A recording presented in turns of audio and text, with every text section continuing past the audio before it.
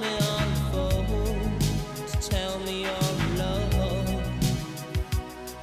It's easy to deceive, it's easy to tease, but hard to get release.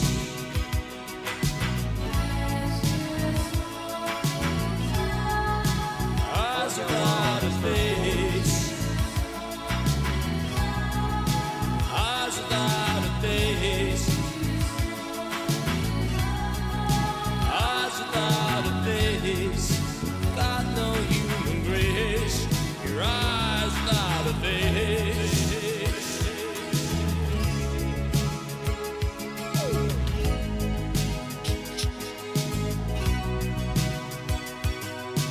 I spend so much time believing all the lies, keep the dream alive. Now it makes me sad, it makes me mad at truth, for loving what is you.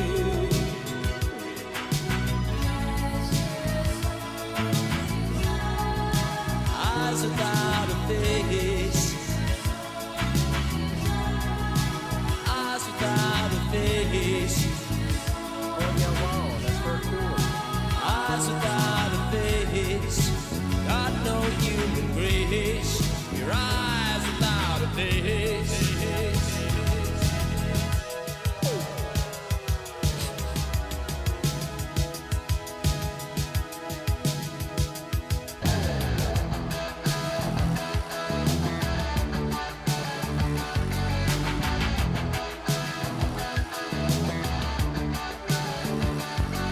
When you hear the music, you make it dip into someone else's pocket, then make it slip.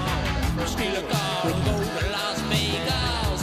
Ooh, gigolo, hanging out by the state line, turning holy water into wine, drinking it down.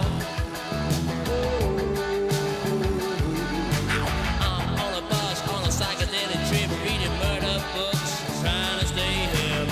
I'm thinking of you, you're out there, so say your prayers, say your prayers, say your prayers.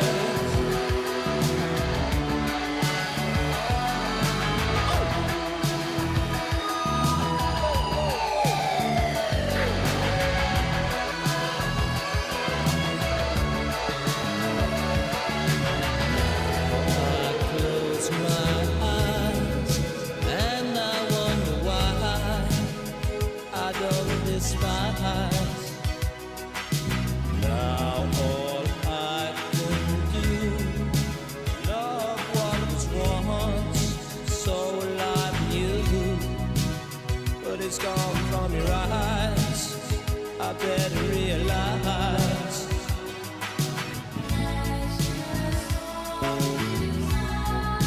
Eyes without a face,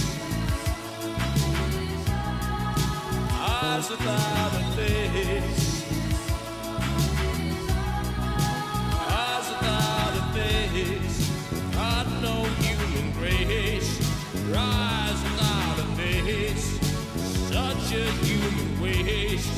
Your eyes without a face.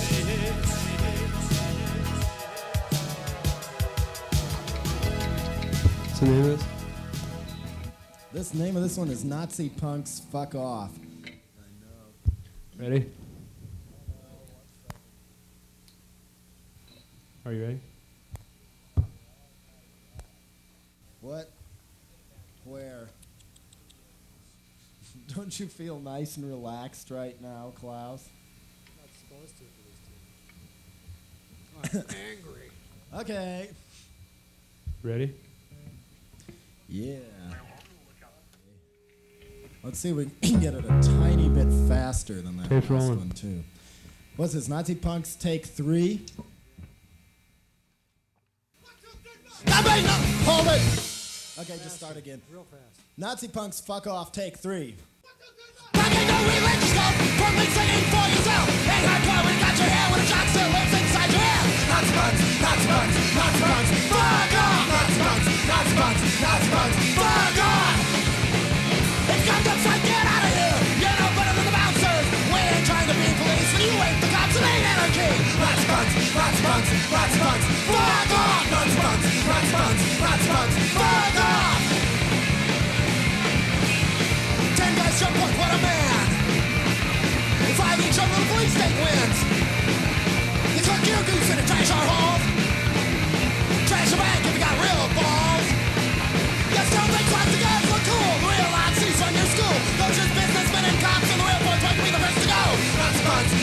punks, Nazi punks, fuck off! Nazi punks, Nazi punks, Nazi punks, fuck off!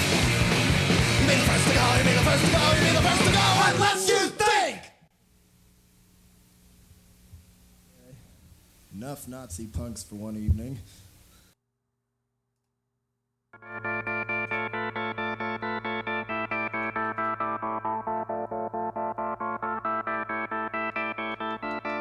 Ladies and gentlemen, boys and girls, my name is Will Neff, and I'm back again. And I'm coming to you live from my humble stream setup out here in Los Angeles, California, for the 5th fucking year in a row. Somehow every year finds ways to surprise me. So from the bottom of my heart, I'd love to give you a very hearty hey now.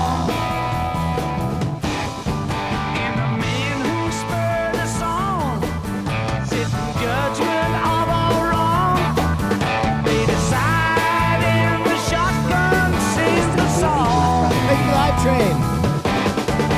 I'll tip my hat to the new Constitution. Take a bow for the new revolution. Smart and free with the change all around. Pick up my guitar and play just like yesterday. Then I'll get on my knees and pray. We don't get fooled again.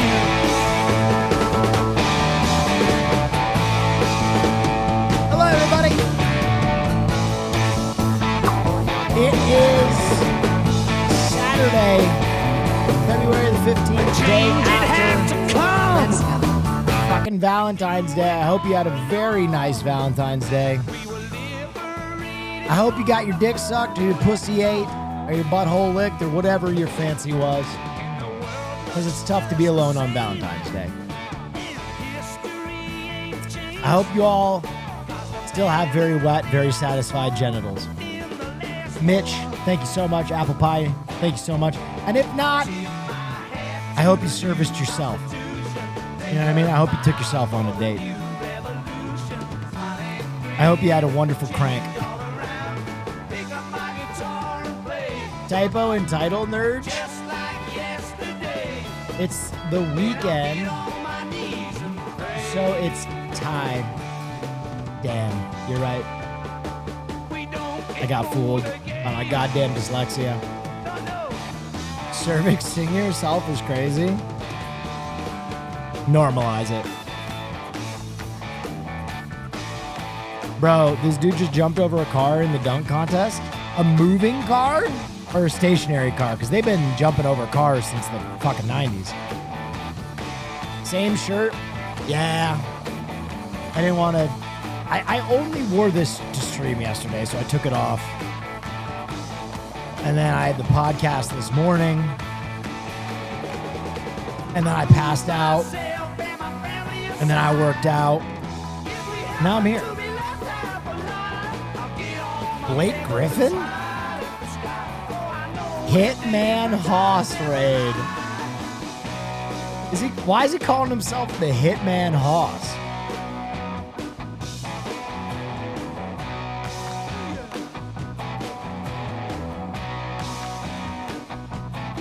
Playing Hitman?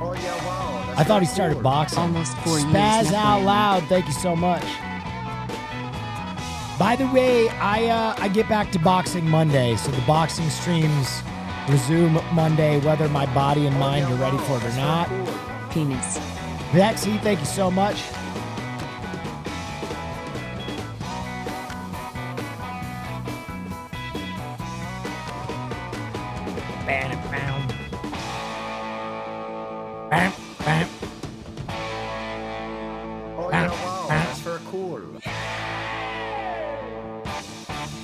Parmy TV, thank you.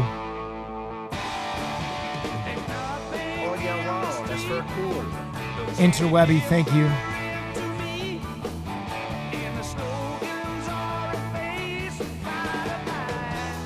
Hope Mr. Neff and Caro have a good Saturday. Yeah, baby. I think we will. Do some gaming. Warm up.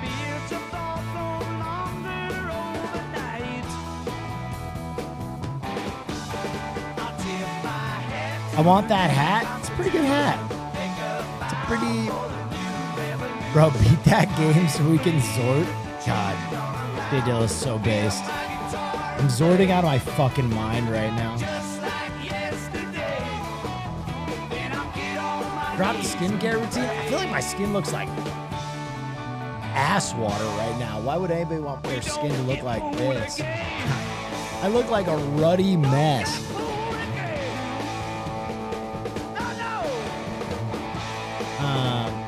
Skin is glowing.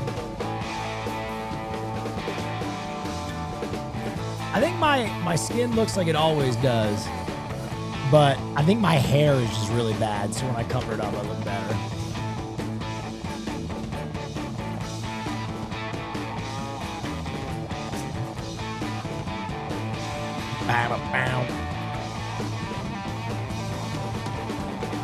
Just copped the OG Final Fantasy VII for the PS1. Can't wait to play. It's going to be a fantastic trip down memory lane for you.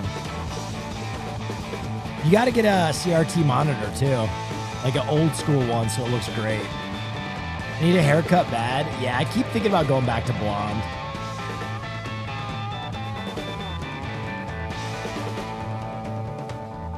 I rewatched the fight with Odd Ones Out. Please don't kill him. Honestly, I think Odd Ones Out got a really bad... Hang on, let me just listen to one thing.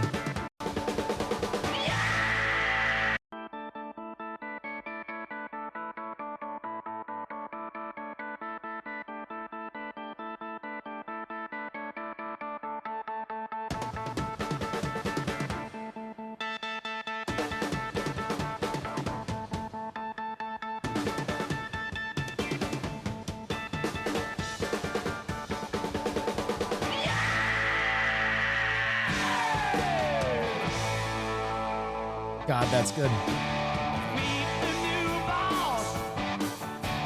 Same as the old boss. All right, that's what I wanted. Yeah, so I honestly, the Odd Ones Out fight, I think one thing that people forget is when you get fucking smashed in the face, you can be totally out of it. And honestly, I think Odd Ones in that last fight caught a right hand gifted a tier 1 sub early in that first round that basically put him out on his feet. Like, I think he was essentially just blank behind the eyes after that one straight right from I Did a Thing. And he probably should have gotten a standing 8 count, right? Probably, like, I Did a Thing was basically looking at the ref and was like, he's out on his feet. You should give him a standing 8 count. And if he had, like, taken a knee and given him a chance to, like, maybe collect himself a little bit, I think the fight would have gone better. But I think he was trying his best to just stay on his feet, so he took a bunch more punishment. But people also forget he's been training ever since then. So he's going to be a different animal. He's probably going to be a better technical boxer than I am in the ring. So we'll see.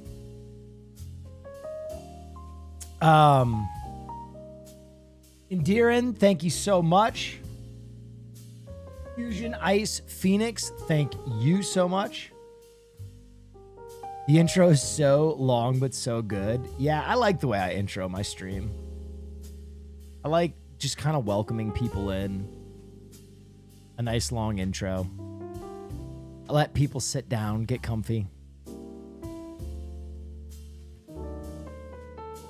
I still think you could rock him. I'm going to be honest. This fight for me, and I don't say this as a slight at all, but this fight for me has never been about my opponent. This opponent could have been anyone, and I'm going to treat it the exact same way. Because for me, this fight has always been about me versus me.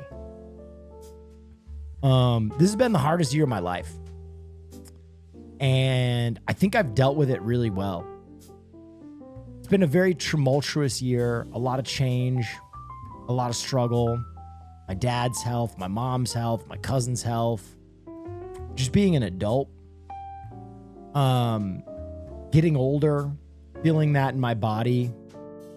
And I think throughout my youth, I always challenged myself to do things that I was afraid of.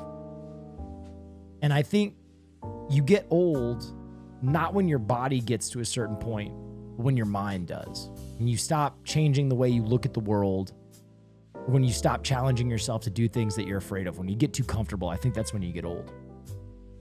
And so this fight for me has been about fighting kind of my own fears, trying to make myself better. And also, like, my mom's going to be fighting cancer. My dad's fighting his health. And my cousin is fighting colorectal cancer. I just kind of wanted to be fighting as well. I just kind of wanted to feel that. I wanted to feel like what it was like to dig in and be afraid and to battle so that I could be more sympathetic and more present for them. And honestly, like, that's the moment that I'm holding in my head is my cousin coming down to Florida with me. You know, he just had his colostomy surgery reversed 3 days ago. So, you know, TMI, but, you know, he's telling me how good it feels to take a shit again. Which, dude, holy fuck, man. Talk about taking something for granted. Damn, Talk lady, about the taking realist. something for granted. You don't even know how fucking important shitting is until they fucking take it away from you. And so, you know, I just have this image of him down in Tampa with me. And win, lose, or draw, I want to put on a good show for him and everybody. And I want to raise some money for some good causes. And then afterward, I want to party my fucking face off. And I want to have earned that, you know? And I want to feel good about something that I did. Because I'm gonna be honest. We live in a time, a strange time, where it's like everybody is expected to have a take on things and to have a smart take on things. They're expected to put your life into focus. Like, especially influencers. And God, man, knowing influencers, mainly myself, I wouldn't trust me making a fucking bed for someone else, let alone sounding off on complex interpersonal or geopolitical issues. And so it's hard because I wish I had the words to organize things. I wish I had the mental capacity to make things better for people. But ultimately, like, I know my own limitations. I'm a fucking comedian. I can make you laugh. I can't organize the chaos of the world. I can't make the tyranny or the sadness go away. One thing I know I can control is I can walk my ass into a boxing ring and get the shit kicked out of myself for money and then give that money to good causes. So I'll do that. I'll use my face like a fucking punching bag and hopefully in the process make someone's life a little better.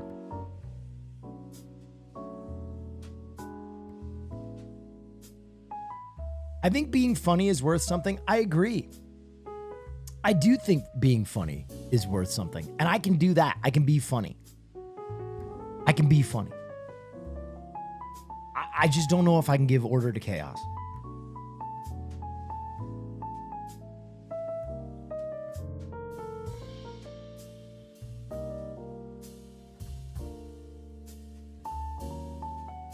So I'll keep being funny.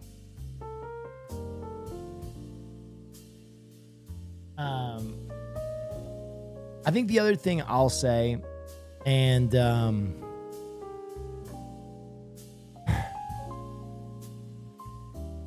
it's not something I want to talk about because I've never spoken about drama in 5 years on this stream. But just know that OTK hears you guys. I hear you guys. Changes have to happen if it's going to continue to exist as a org.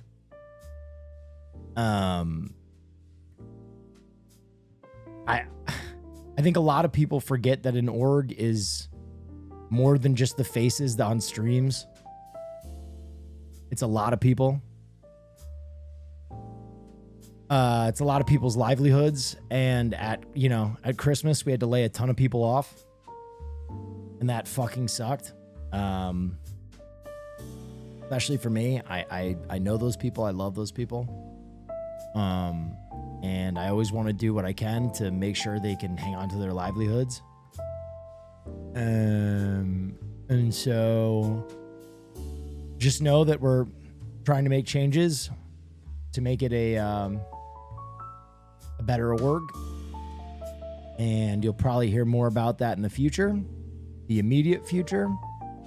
And if we can't make it a better place, if we can't make it a happier, healthier place, then I'll have to reevaluate where I stand.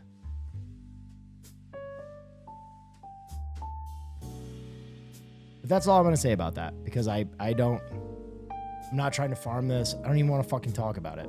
I don't. Oh yeah, wow, that's very cool. Oh yeah, wow, that's very cool. Will all of you and Hassan's workout streams have been a huge inspiration for me, and I have been able to lose 3% body fat and gain 12 pounds of muscle in 2 months. So, thank you for the great content. Ooh, that's a lot of body fat. Good for you. Appreciate you. Thank you, Bill.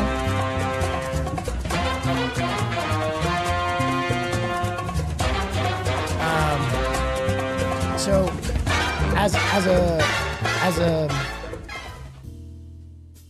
as a continuation of that, and as a marker of my moniker, my effort, and my 5-year commitment to never talk about drama, that's all I'm going to say.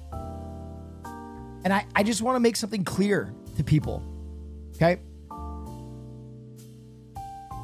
When things happen that I think are important, Nafla.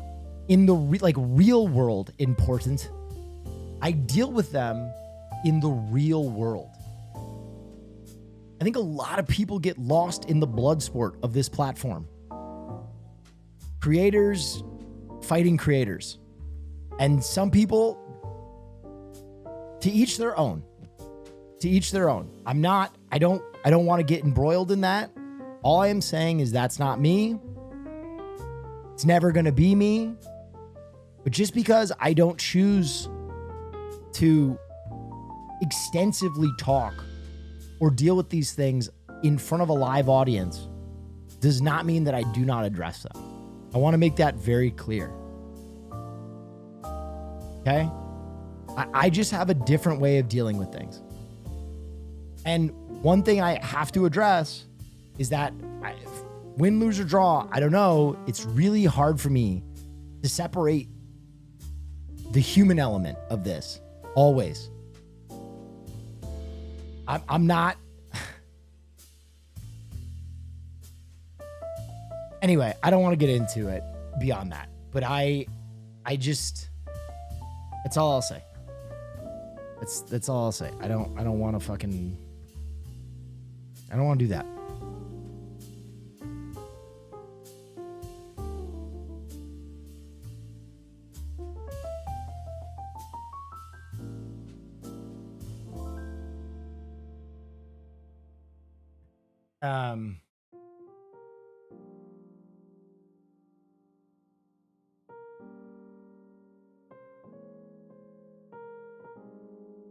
What's your take on the current political situation and why is it wrong?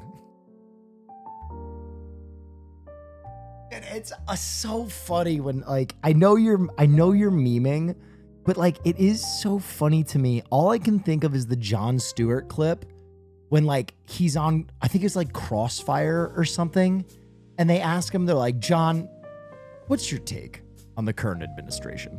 Like, what's your part in this? And he's like, I'm on a show that follows puppets that make prank calls. What the fuck do you mean? Like, my community's number one joke is me showing my butthole. Why would you want my geopolitical take? And Jesus Christ, even if you get it, why would you base anything on it?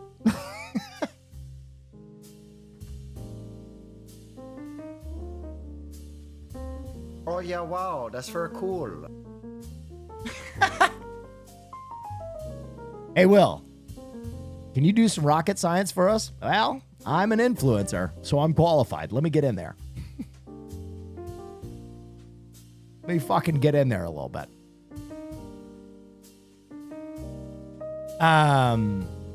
Anyway, peace and love to everyone. I mean that sincerely. I wish everyone the best. I hope tomorrow is a brighter day. I hope that for everyone, there's a Japan in your future. Some Zewataneo mind palace that you can hold and achieve to make your life a happier, healthier place.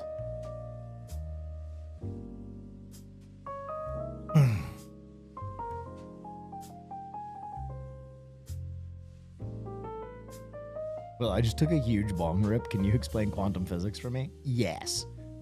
Anyway, today is a Saturday. As you guys know, I usually drop the veil on Saturdays.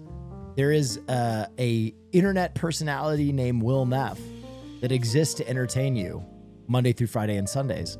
And then Saturday, I usually just kind of put it down and show up as my own damn self. And you'll notice basically, the first thing you'll notice is my voice is like a little deeper. I'm a little less Charlie Kelly. What the fuck? And just a little bit more Will Neff. So usually we do a gaming stream. I think we're going to do some Kingdom Come and just fuck around tonight and have fun. If you guys are on board, I have become quietly obsessed with Kingdom Come.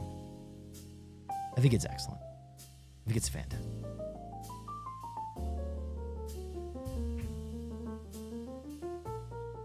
Your recent trip to Japan inspired me to skip Coachella this year and do a 7-day Tokyo trip. That's awesome. Listen, ironically enough, I think this will be like the one time that I would favor Coachella over Japan simply because I think it's the last time the Prodigy is going to be performing. However, I think it's a fantastic decision. Anytime you can get to Japan, it's amazing. But for me, I'm a longtime Prodigy fan, and I think I'm not sure, this is not confirmed, but I think this is one of the last times the Prodigy will ever perform. And so I'm dialed in. But dude, Japan is so wonderful. Fucking Wake and stud. I'm ballsy. And I don't Mauricio take no are shit from still anyone. there. The universe is chaos, always has been and always will be. Yeah. Making people smile and laugh amongst that though is amazing. Being Wake is able never to leaving? give I people don't what think so. sometimes you can't give yourself is talent beyond measure. Thank you for that. Hope it never ends, bud. Thank you. Dude, in case you don't know who the Prodigy are. Oh my God, bro. Okay, I'm telling you, when this comes on.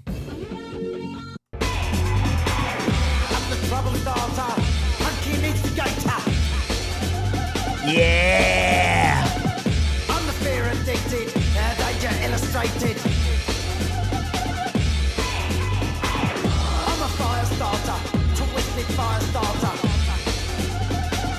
R.I.P. Flint. Yeah. So for those of you who don't know, I think it was like 3 or 4 years ago, their lead singer, who was formerly just one of their dancers, I believe it's Keith Flint.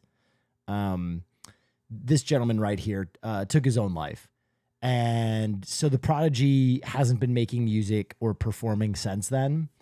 And so it's kind of another reason why this performance is like so insane.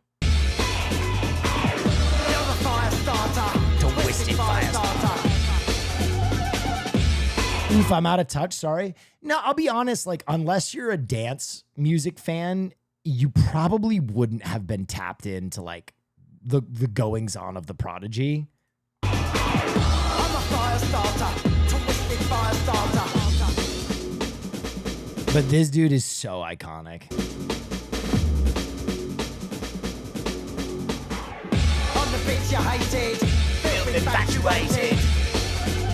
Yeah. On the pain you tasted, fell intoxicated. I'm a fire starter. This in the UK boiler room set went so hard. You're the fire starter, twisted fire starter. Still the gold standard for sampling. What song did they sample? What song did Firestarter sample?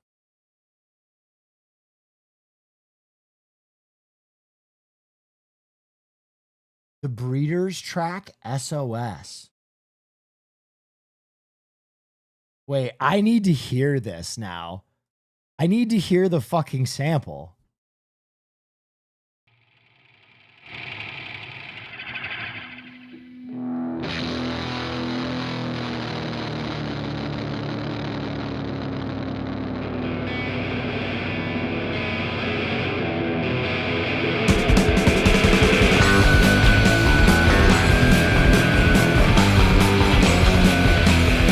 One minute and 5 seconds.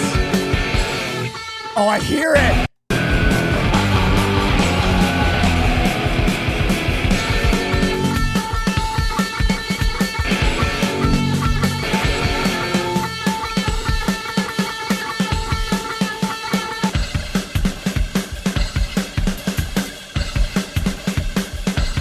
Dude, that is crazy.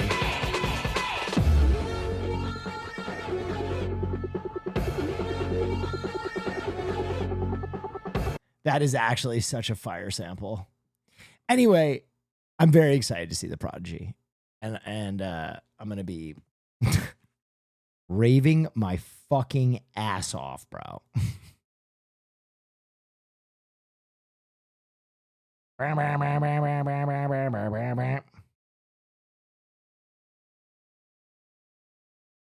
Filth infatuated. Yeah. Let's play some Breathe. Honestly, Breathe is a fantastic track. But we can play some Breathe. I don't give a shit. Their entire discography is incredible to me. This opening riff.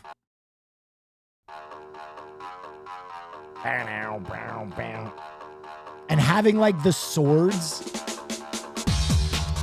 as like one of the musical elements.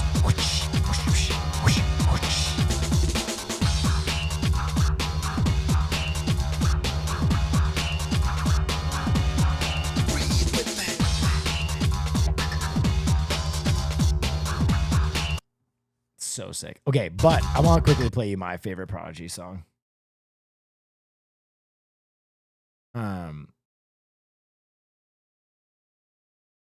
Dude, One Love. I fucking love this song. I fucking love this song. This song is like you basically take a spoon, put the 90s Oh yeah, wow, in that's a very cool. condensed Wow. form in the spoon, heat it up with a lighter and mainline it. Like this shit, It gives me the most intense nostalgic feeling I've ever had.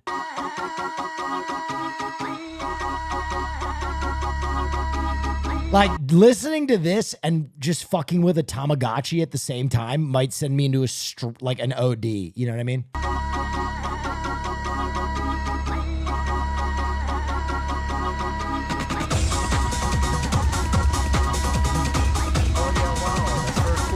Almost 3 years now, bueno. Too bad you can't get the 90s without Fent in it anymore. Jesus Christ. So true.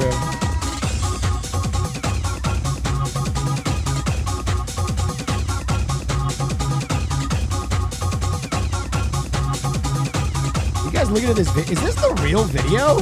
This is the real video? I've never seen this. 44 lovely months now. I'm bringing home a new stepmom, You're bringing Will. home a new stepmom, Will. Marsh, don't ever come home. Marsh, look at me. Look at me. I make this message of my own volition. I'm happy in the United States, and you should definitely come back. Come back from Japan, Marsh. You'll have a great time.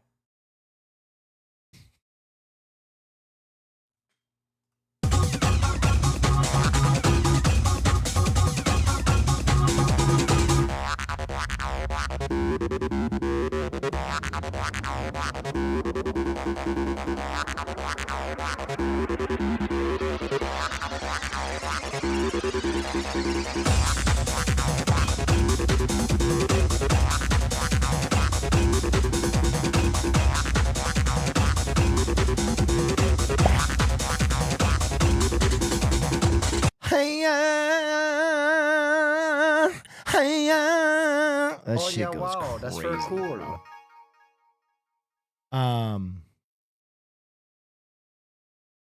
Was ist das?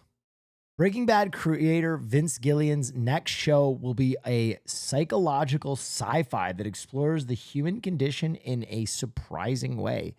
Compared to classics like E.T., Seahorn will star as the lead, already wrapped filming, and is coming to Apple TV? What?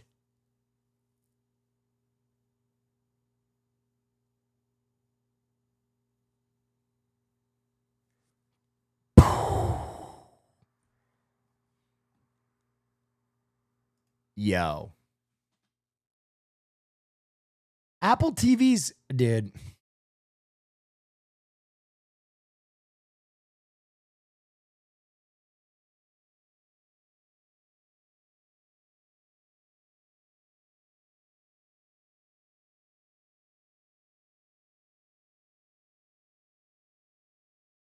You know what's crazy? I used to shit on Apple TV so fucking hard. I used to shit on fucking Apple TV so fucking hard, and they're getting so much better.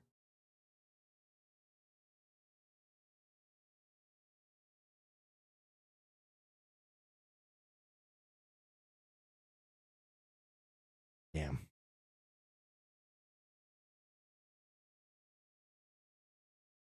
That show is going to be fucking incredible, bro. You know what show was really fucking good on Apple, or movie that I thought was going to be so bad, but actually was so fun? The Gorge. I don't know if it's because I went in with no expectations whatsoever, but The Gorge was actually really cool. Wait, really? Yes. Oh, it's good. Okay, listen. Temper expectations with wisdom, okay? I'm not here telling you that you're going to go in and be like, damn, I just watched the next Parasite. You know what I mean? You're not going to have like a top of the line cinematic experience, but you will be pleasantly surprised. It's like a very decent romance popcorn action flick.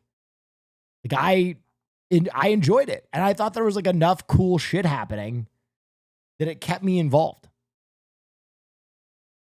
What would you compare it to? I actually have a theory. I actually have a theory.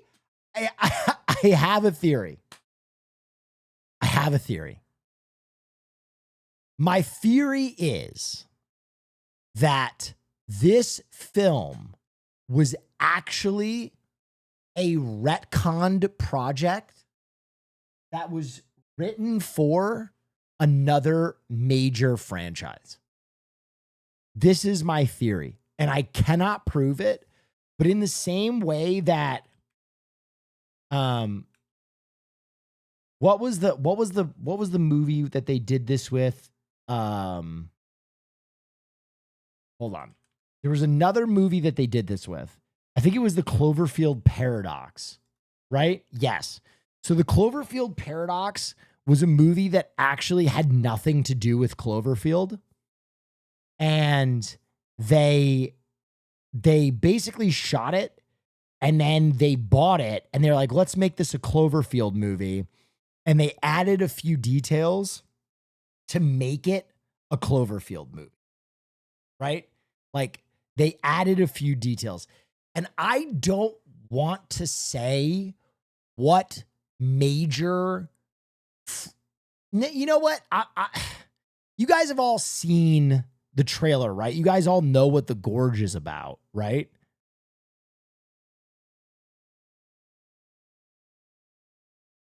Here, we'll watch the trailer so that it's not a... Here.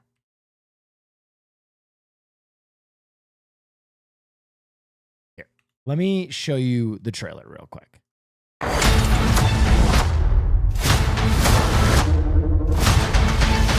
The Gorge. Trailer starts now.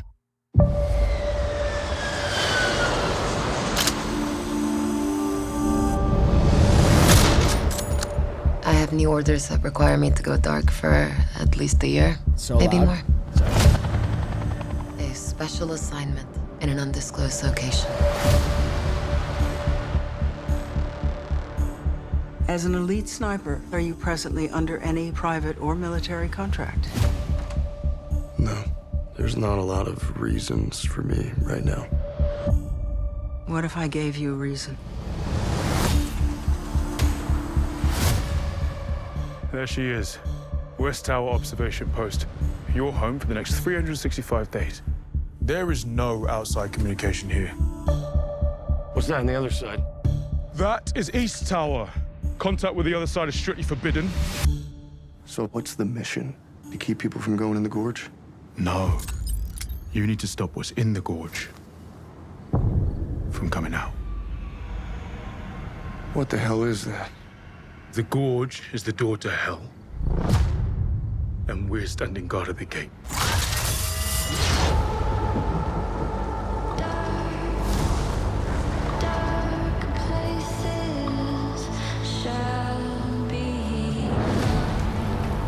Okay, he got ripped.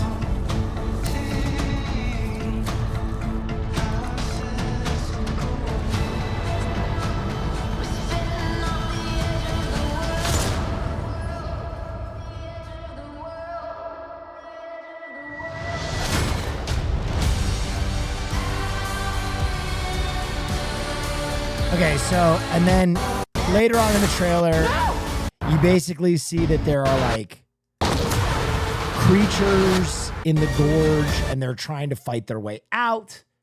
And honestly, again, don't expect the best movie you've ever seen, but very entertaining. Now, here is my theory.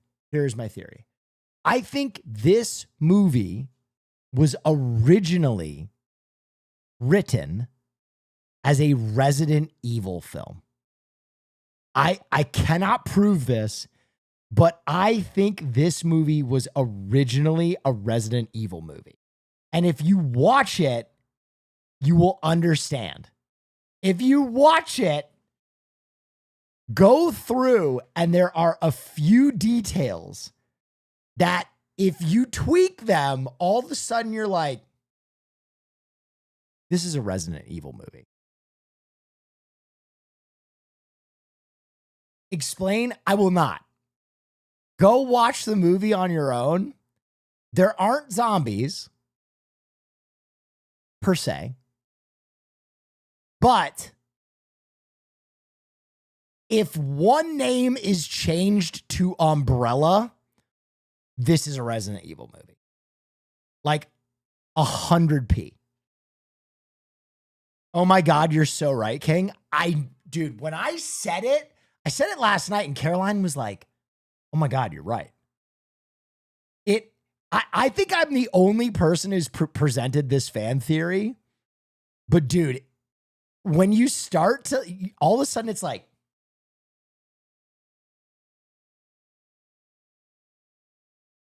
and ironically enough, I think it would be one of the better Resident Evil movies made if they actually made it. But anyway, The Gorge is a fine movie. It's a B. It was a great Valentine's Day film because it's kind of romancy and actiony. Are you still showing Hole for charity? Asking for a friend. Yeah, how much are you willing to donate? How much are you willing to fucking donate to colorectal cancer research? What would your JoJo's Bizarre Adventure stand be, or would you rather have him on?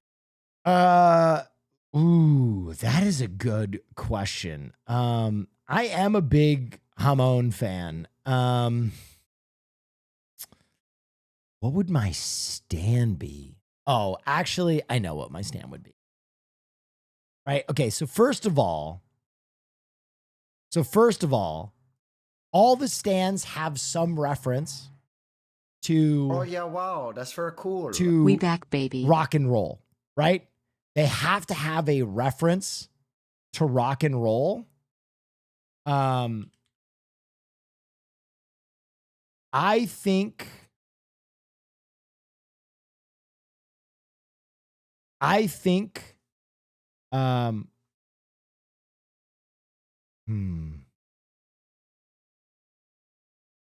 Gal. I did not know this. Well, they all have rock and roll names. Just music in general. Yeah. This is a good one. All right, so first we got to come up with a name. Because they already have King Crimson, which is a great fuck.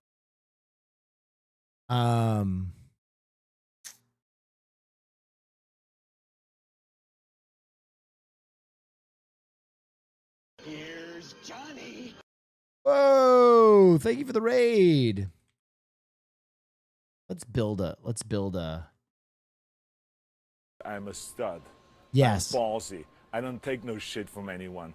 Is this the 5 o'clock free hole giveaway? Yes. Okay, my stand would be named King Diamond. Because that is a fucking incredible rock and roll reference. King Diamond. And then what it would look like is it would be, one second. It would be Macho Man Randy Savage. Boring. Well, so how many But instead of the classic red and yellow, he would be in all goth makeup, like King Diamond. He would have like it would be like a Kiss version of fucking Macho Man Randy Savage. And I think that would be fucking fire. Oh yeah, wow, that's very cool. Oh, now PLS. NWO phase on crack, exactly.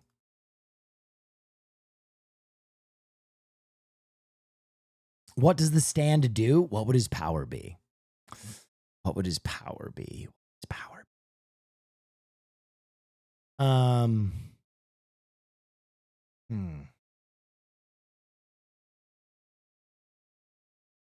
Self-sucking, eating ass. Okay. All right.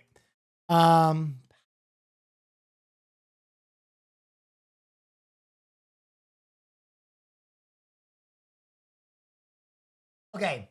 His power is left hand, right hand. whatever he touches with his left hand, he applies a negative charge, and whatever he touches with his right hand, he applies a positive charge. So he can basically do magnetics.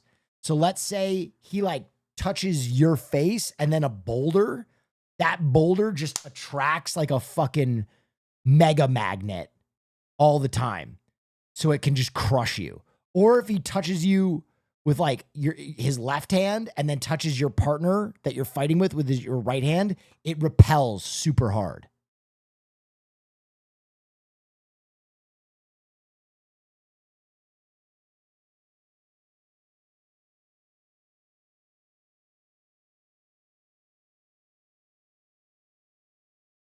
And when he claps, boom. No, that's his weakness, dude. They stick together. If you ever get him to clap, he's fucking broken. That's how he gets defeated. You got to trick him into clapping. Oh yeah, wow, that's very cool. Press play. Thank you so much.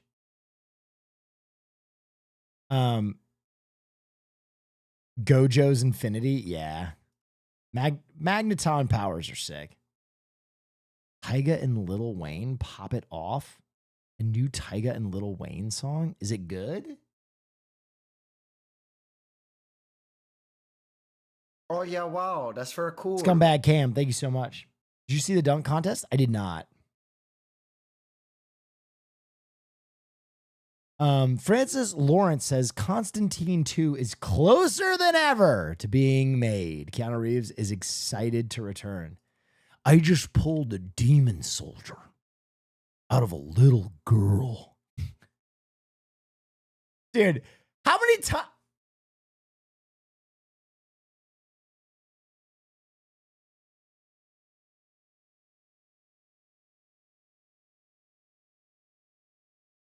How many times does he say that shit?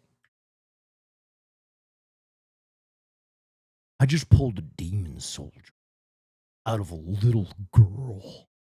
I think he says it 3 times in the movie.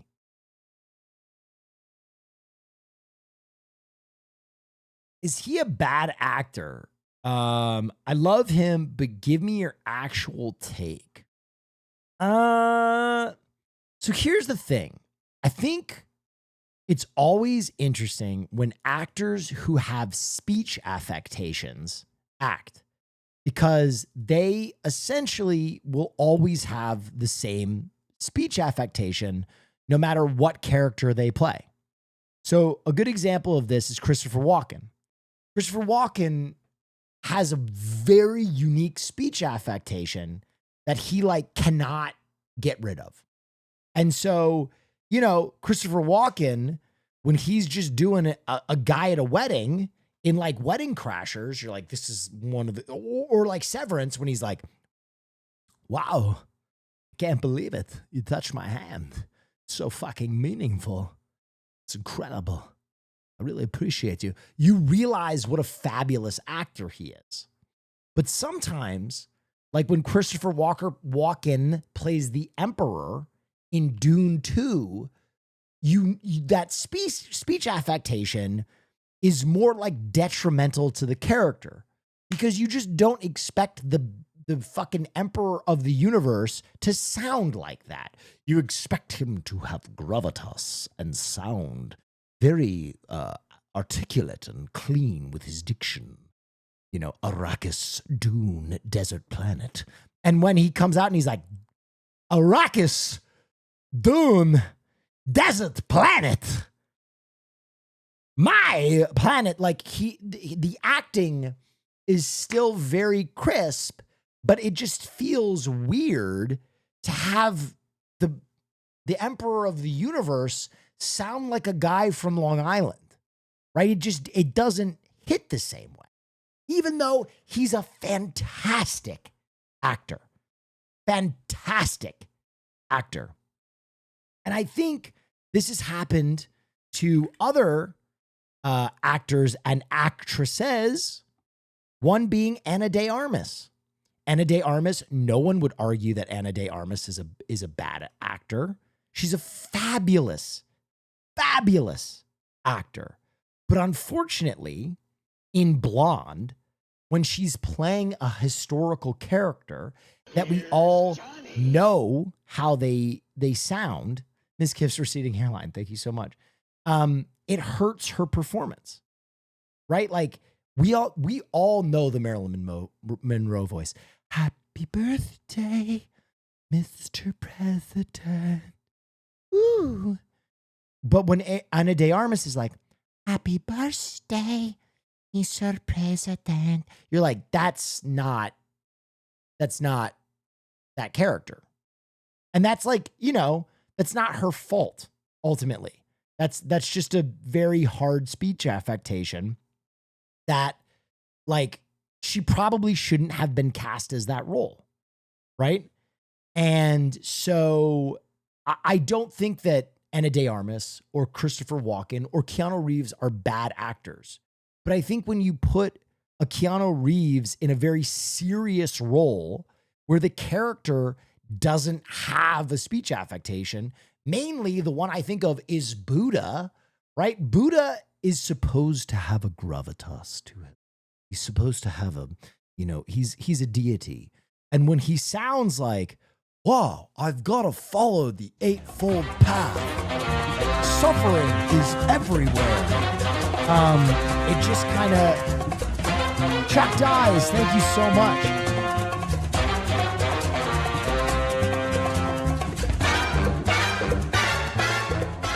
Thank you so much, Chuck Dies. Anyway, I think that it's just I don't think that he is a bad actor.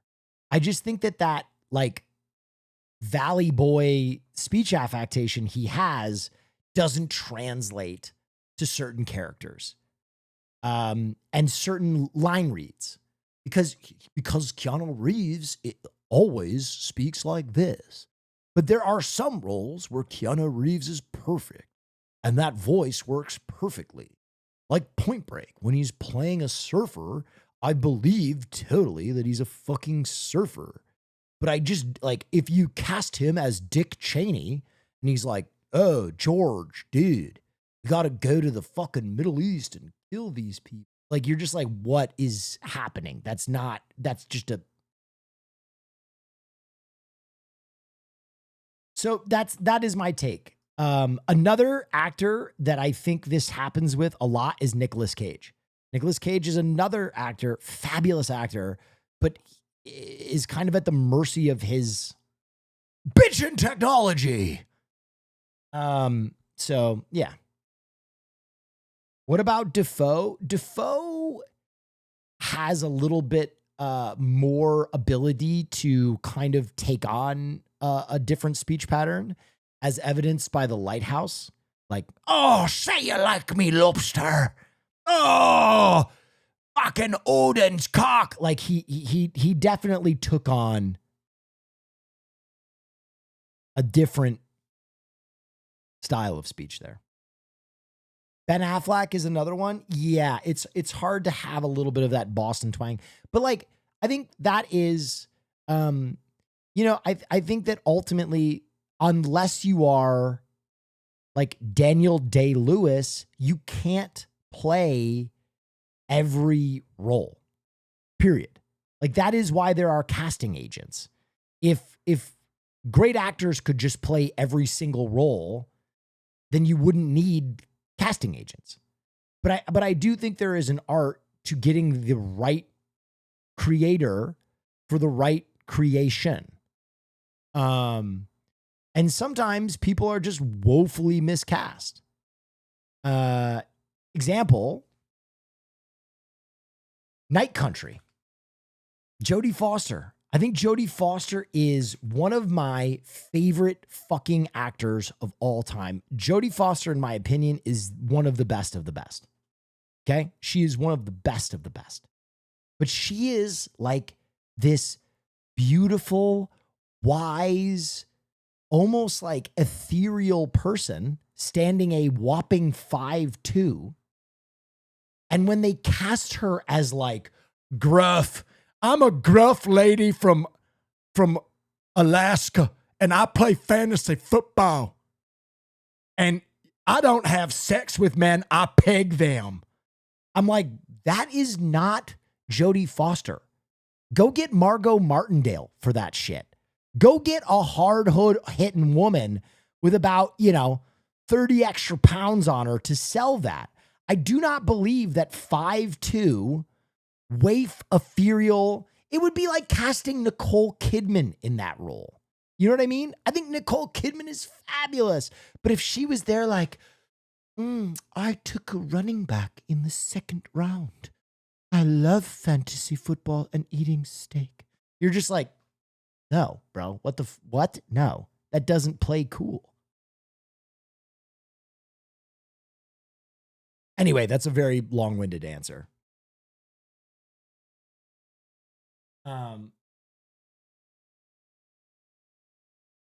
Speaking of accents, dialects, this is relevant. Oh, well, the other thing, sorry, I got off track, but the last thing I wanted to say is the speech affectation thing has become much more relevant, especially recently. I don't know if you guys know this. There was a movie that was set to kind of clean up at the Oscars, and I don't know if it will anymore. And that film is The Brutalist. I don't know if you've heard about The Brutalist, but it's like a 4-hour long movie with an intermission that really had a lot of hype around it. And then they found out that they used AI on the film to do two things. First, they used it to like fill in some of the shots, which feels strange in a movie about one of the great architects. Using AI to fill in some of the architectural elements of the film feels like a little bit of a dodge. But the second thing that it did was apparently Adrian Brody, the main actor in The Brutalist, if you've never heard of him, he's a fantastic actor, had a little bit of trouble with the Hungarian accent. And so they used AI to punch his accent up and make him sound more Hungarian, which is fascinating. Not the accent, the language, right. When he was speaking Hungarian, apparently he wasn't selling it as a native speaker, is what I understand. The Hungarian dialogue, not his accent. Well, that's what Adrian Brody, the actor, was speaking in Hungarian. The problem was he wasn't playing cool as a Hungarian. He did not sound natively Hungarian. So ultimately, that is still a Hungarian accent, right? Or it would be like a native French speaker making French sound like French, if that makes any sense. Anyway, I don't really have a take on this other than that it's something that will probably become more prevalent in filmmaking. I'm not as bothered by his speech being punched up with AI as I was the architectural elements, because when you're making a film about an architect, I feel like you should take on the emotional burden, the stress of like making that architectural element in the film because it's an homage. But I'm neither here nor there. I'm no great bastion of justice. Giancarlo Esposito didn't sound like a native Chilean, but he was still legendary in the role. Giancarlo Esposito didn't sound like a native. Are you talking about in Breaking Bad?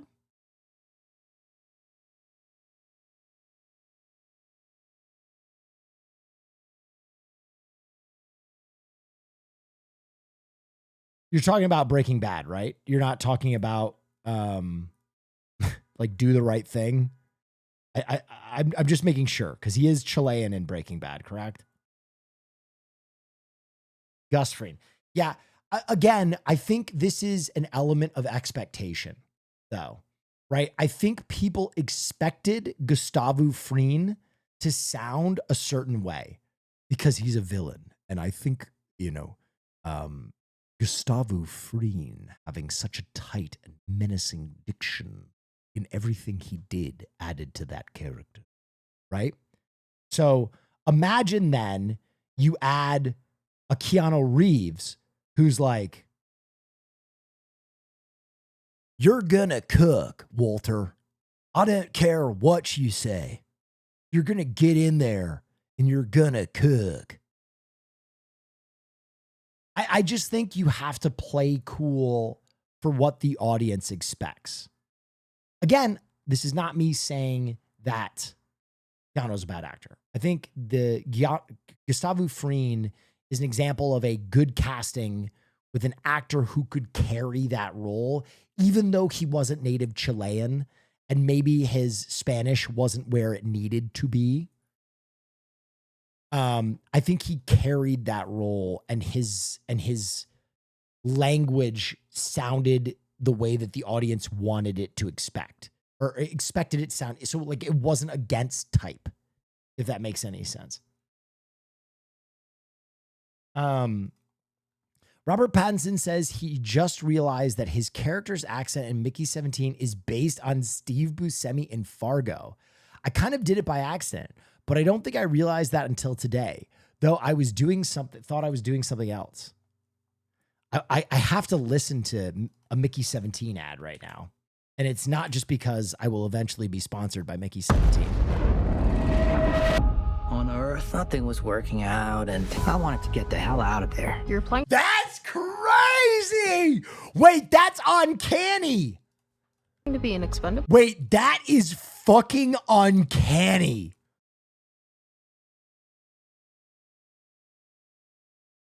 Wait. We have to refresh our minds. Can you crack a fucking window open, man? You know, it's proven that secondhand smoke is cancer agent. Hey, look at that, Twin Cities. It's the IDS building, the big glass one, tallest skyscraper in the Midwest after the Sears in Chicago or John Hancock building, whatever. You never been to Minneapolis? Nope. I love these two. I would watch a prequel just about the two of them. BT dub.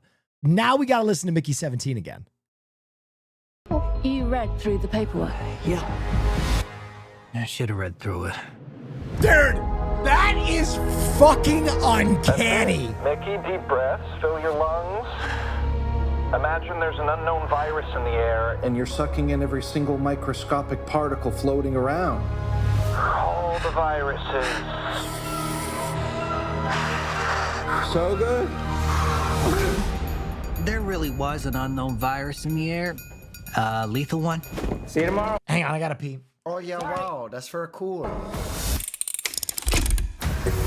Fellow pioneers, almost every single one of you will be remembered throughout history. They made me work my ass off, giving me one shitty mission after another. You're an expendable. You're here to be expended. Every time I died, they just printed me out again. Everyone asks, what's it feel like to die? The ship was filled with mostly dickheads. But Nasha, she's always loved me. That's when everything changed. Multiples.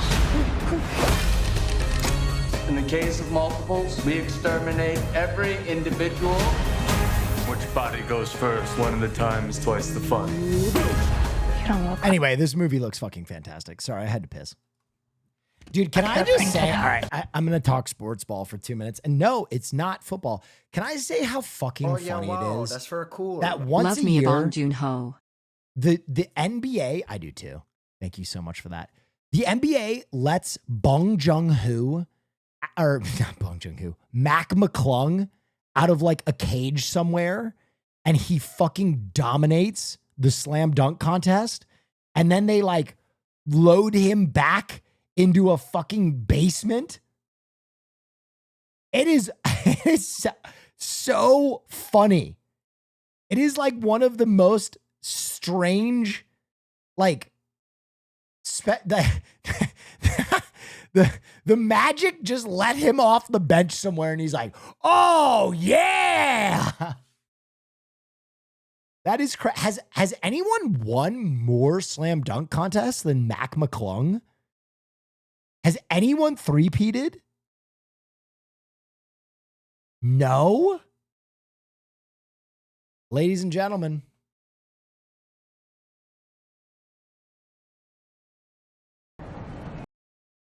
I guess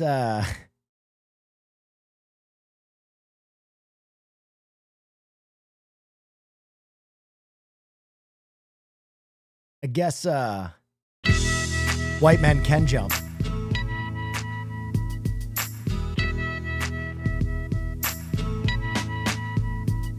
If man is the father, the sun is the center of the earth, in the middle of the universe, then why is this verse coming 6 times? Dude, what is happening? When like one of the best corners in the NFL is a white dude and the guy winning the NBA dunk contest is a white dude? Dude, this is a big day for white guys. Somebody in chat said we're tired, bro.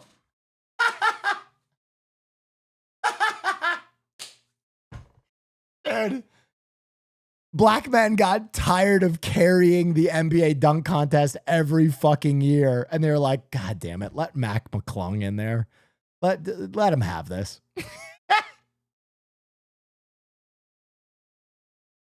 Dude, Mac McClung. Mac McClung is basketball's DEI hire. Let him fucking have it, dude.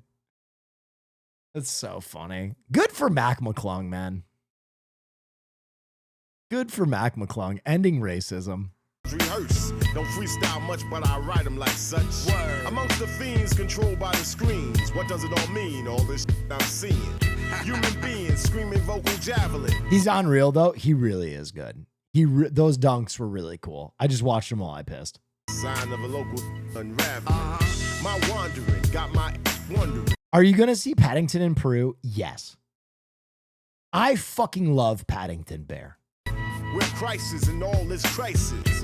Hating Satan never knew what nice is. Check the papers. Oh my God, wait, there was a USA versus Canada fight in hockey? Oh yeah, baby. Oh yeah. And Ray, we talked to Keith Kachuk the other night. Oh yeah. And he described what a physical battle that was throughout the 3-game series against Canada. And he was right at the center of it. He was, and his boys. Now that's the third? There's been 3? 3 in the first minute. Oh my God, dude. Hockey is just a superior sport. Hockey is just they're a different breed, bro. You know what? I fucking love. So cool. There were 3 fights in the first 9 that seconds. Any other like international sports event, usually you're supposed to be on your like best behavior. You know what I mean? Like, come on, you know, hey, guys. This is international baseball we're talking about. Hockey, they're like, I'm gonna fucking pummel them, bud. These fucking Americans. This guy thinks he can play puck, bud. Come up here, fucking buddy, fucking guy. Oh, Shotzi. I'm gonna fucking punch him in his nuts. I love it. Yes. Yes. Oh no, the American's losing. But a big right hand. Eventually we'll Wait, get I gotta see all 3. And look, they're having a great time. So cool. No one's Normally fighting upset in about it. international Like, yeah, hockey sometimes and you band, gotta but go this out is there. an and NHL fuck ran against someone else. fighting is in fair 9 play. seconds. 9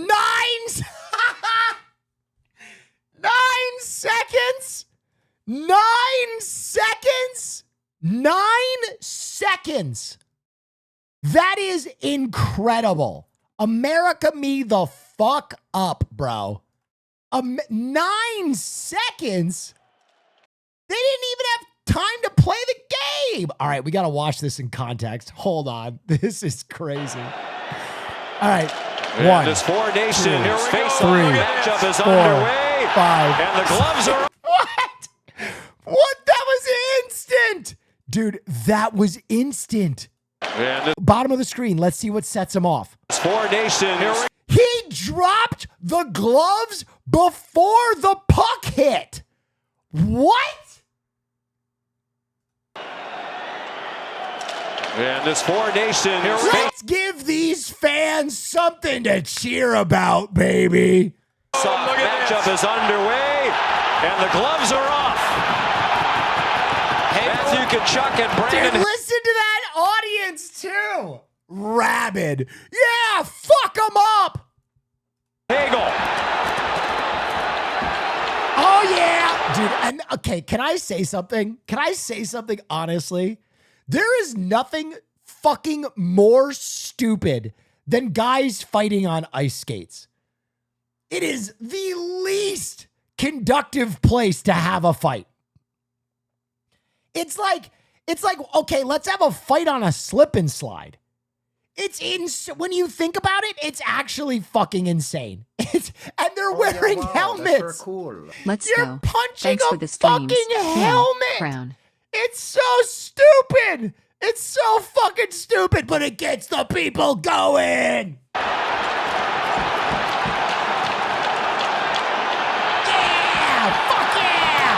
Hagel from Tampa Bay, Tkachuk from Florida. Woo! Oh no, his helmet's off. Both helmets are off. Not see this They're coming. still going. Holy shit! This is a slobber knocker. Fuck it! Wait! Look at this guy in the left. Look at this guy in the left. Yeah!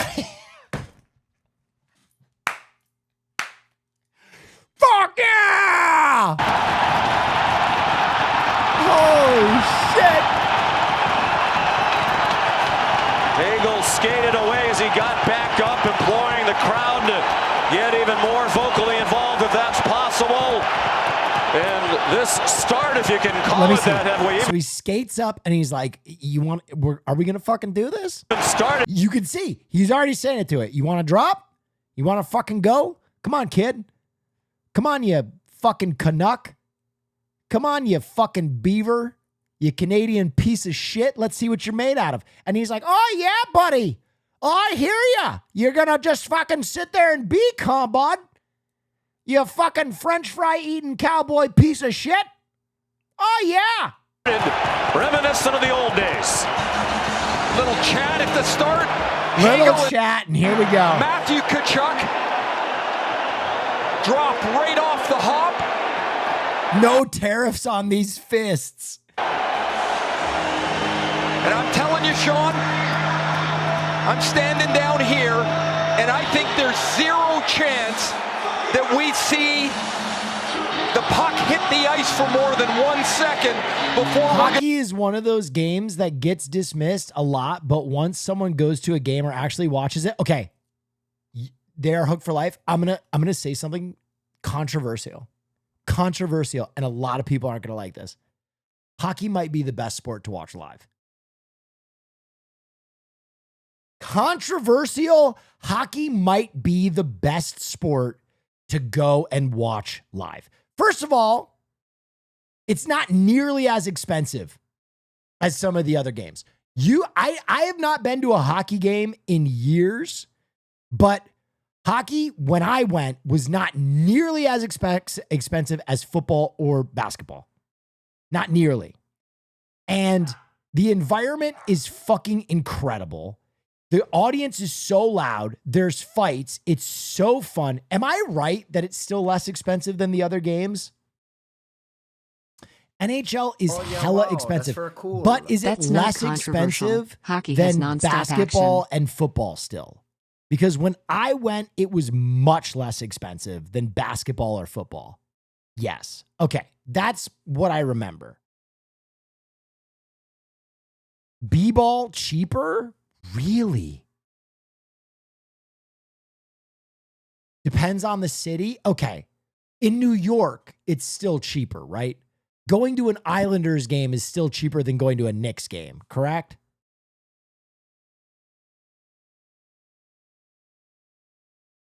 Yes. Okay. Rangers is expensive. Laughing my ass off, Islanders. I was born in Long Island, man. Fuck you. Suck my dick.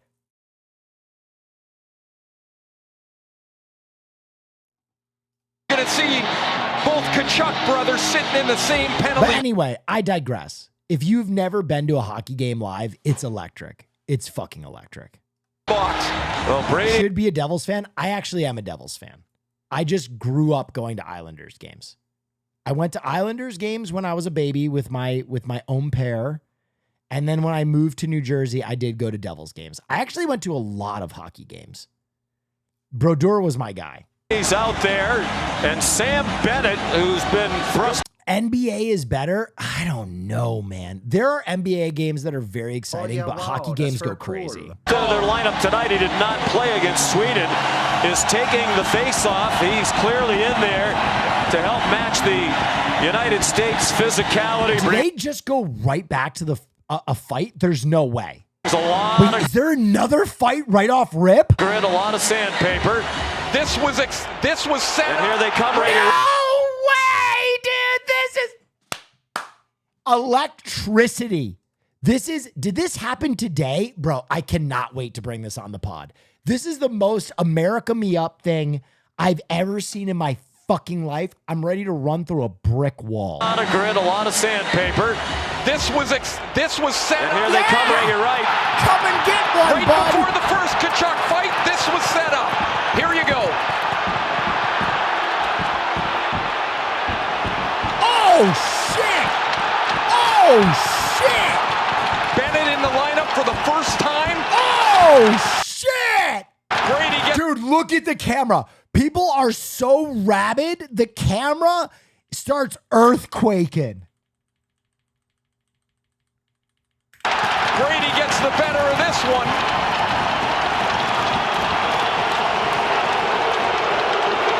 Sam Bennett, 8 years a teammate of Matthew Kachuk in both Calgary and the last 3 in Florida, fighting Matthew's brother Brady. Dude, look, this man literally is getting ready to go to war. He's testing the range. He's like, all right, bud, let's get into it. Like they look like boxers who just occasionally play hockey. That's crazy. When the first face-off was about to hit the ice, Brady Kachuk, not gonna lie, both uniforms are so clean, so clean. Yelled across to Bennett and he said, hey, Benny.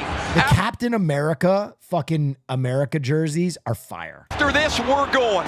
And so the change was made. Bennett jumped on the ice and 3 seconds, 2 fights, and we thought it would be a wild night here in Montreal. We're off to this start.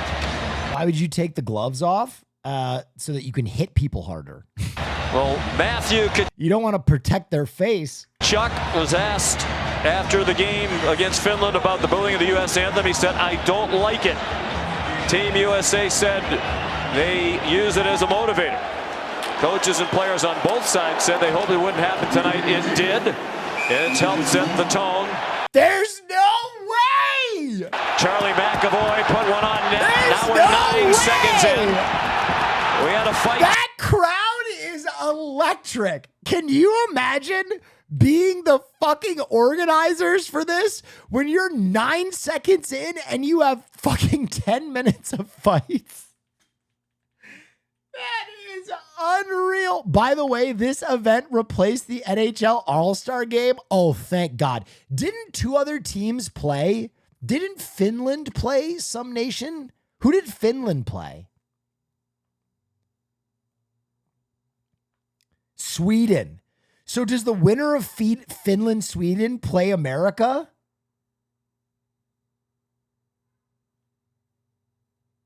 Oh my God. Cinema.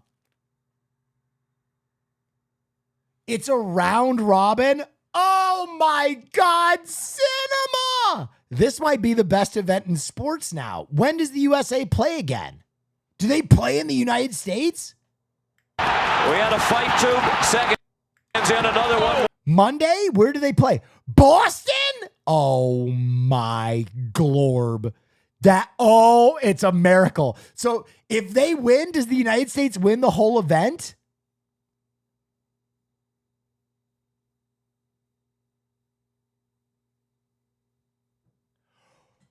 Wait, there's a championship game?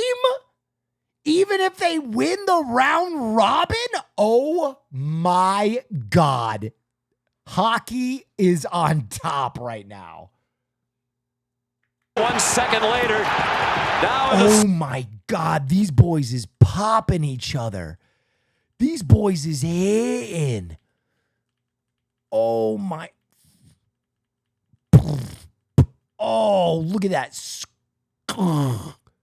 Dude. Now in the center of the action, it's Colton Parayko and JT Miller.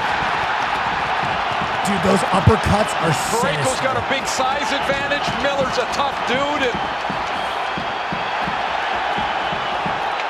this is like 1996 when this building opened up with the World Cup. That was the last time the United States won the major best-on-best international competition. 1996 here. Bro, they are going to build this out. They are going to build this out. This is fucking fire. And Ray, we talked to Keith Tkachuk the other night, Brady and Matthew's dad, and he described what a physical battle that was throughout the 3-game series against Canada. And he was right at the center of it. He was, and his boys are tonight. Miller had his gloves off. He was looking at for Parayko as the puck was covered by Binnington. Eventually we'll get some hockey here. Eventually we'll get some hockey here.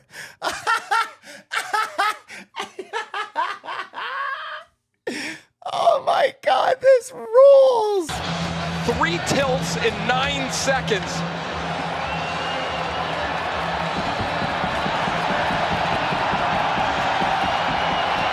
John Tortorella, assistant coach on Team USA. Doesn't take much to get him fired up. Who's Tortorella the coach of? I feel like I know what team he's the coach of. I just can't think of it.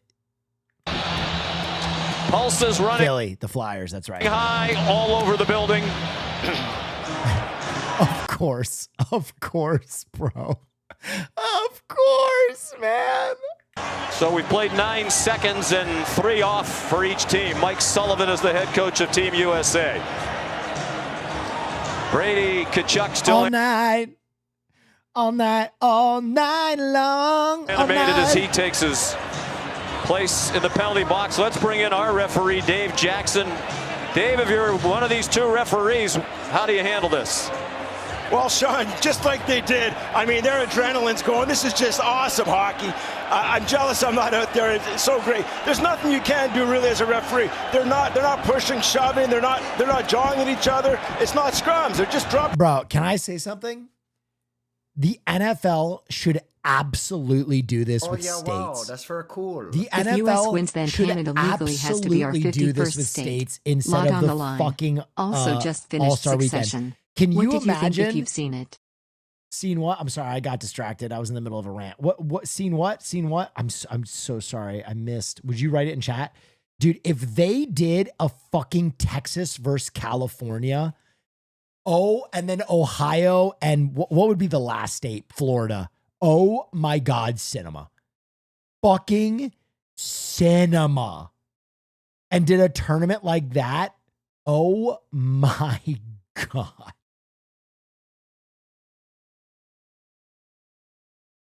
New York?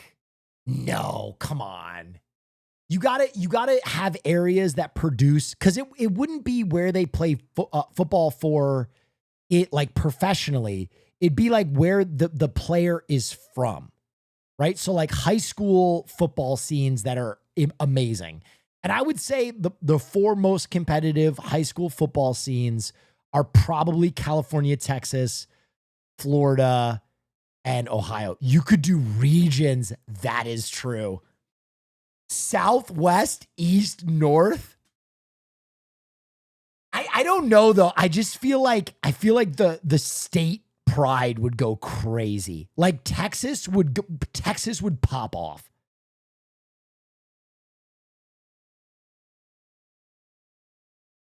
God, that's so sick. What is this? Is this also fun? He punched himself in the face? Wait, what? A.T. Miller. No. I don't think he hit his face. It was just his arm. Well, he hit himself in the face. A.T. Miller. That's God. I'm all cranked up. Dude, I bought protein bars that fucking have caffeine in them, and I didn't know about it. And I've been eating them, and I'm like, why do I feel so fucking up all the time? Well, my protein bars have fucking caffeine in them.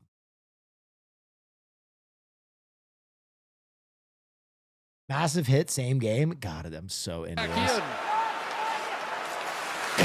Oh my mother of God.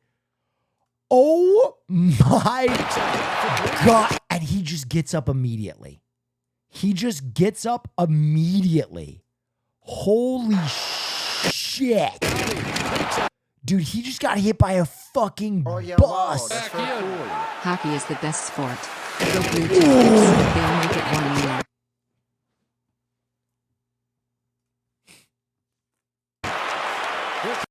That's tame? Come on. You frontin' dog. That's a big hit. Stop. Stop with that. That's tame. Yo, Mohammed, I'm hard Bruce Lee in the chat. God damn. On the move. McDavid scores.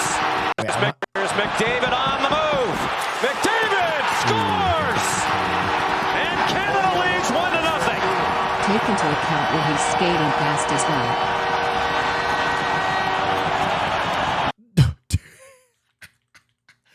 Dude, this guy is cranked. This guy is absolutely cranked out of his fucking skull.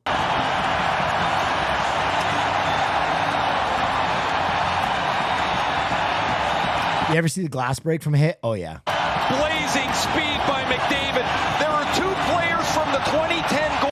Dude, at a Devils game when I was a kid, my claim to fame was I caught a puck off the ice. One that came over the glass. I fucking raw-handed it. Medal Canadian. And like the stadium organizers or whatever came and checked on me. They're like, "Are you okay? Did you get hit?" Like, no, I caught it. I was so psyched. You've lived so many lives, Will. I don't know. I mean,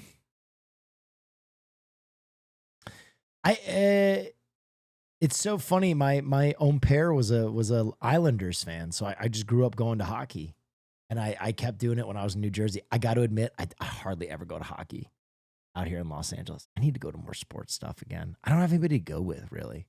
I don't have any sports fans near me.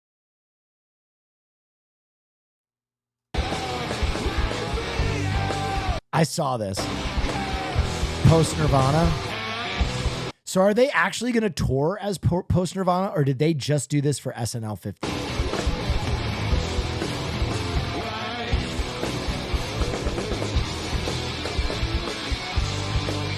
I just think for SNL.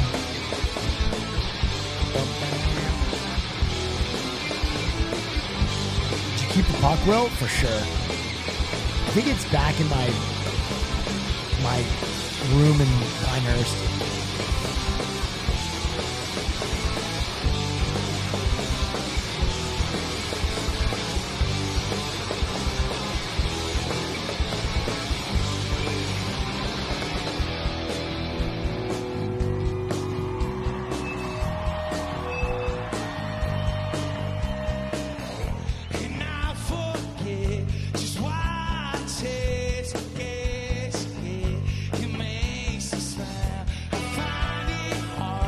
So fucking cool, bro.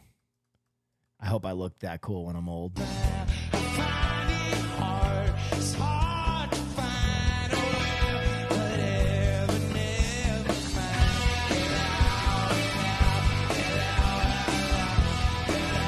This is an L.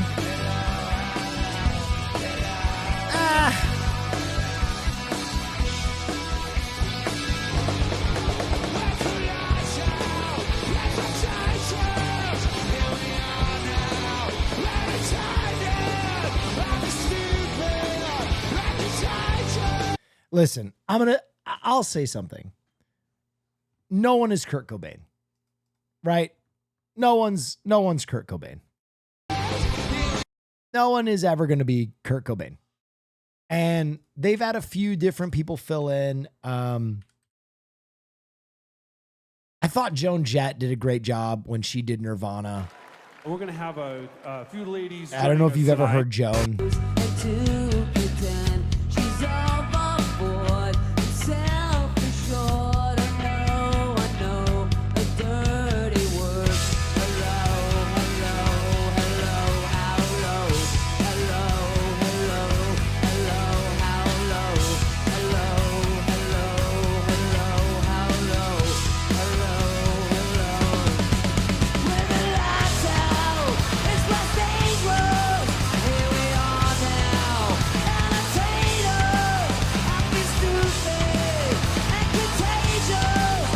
So I think the problem is like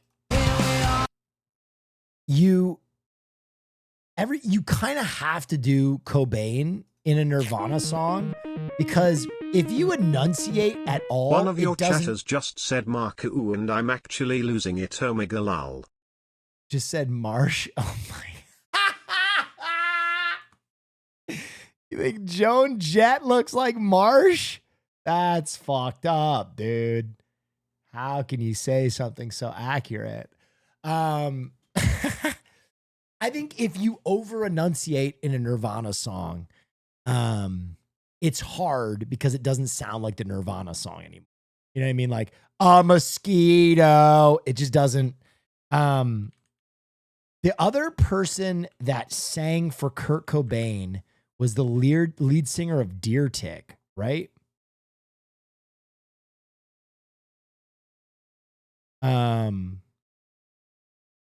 What's his name? By the way, oh yeah, wow. If you've never listened to Deer Tick, Prime sub for the Blood God Neff they Blood kind of God. fucking rule. Here's Deer Tick real quick. No doubt, I'll sell you all out for a pocket full of silver and gold. Way back when they made me one of them, don't you know they're gonna save my soul?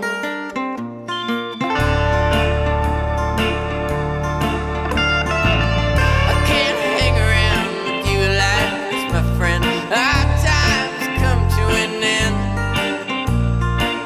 I can't play around. John McCauley. Yeah. So I think John McCauley filled in too at one point. John McCauley, Deer Tick. John McCauley. I think he did some Nirvana songs. Yeah, he did. Here you go. I think he did a fucking great job.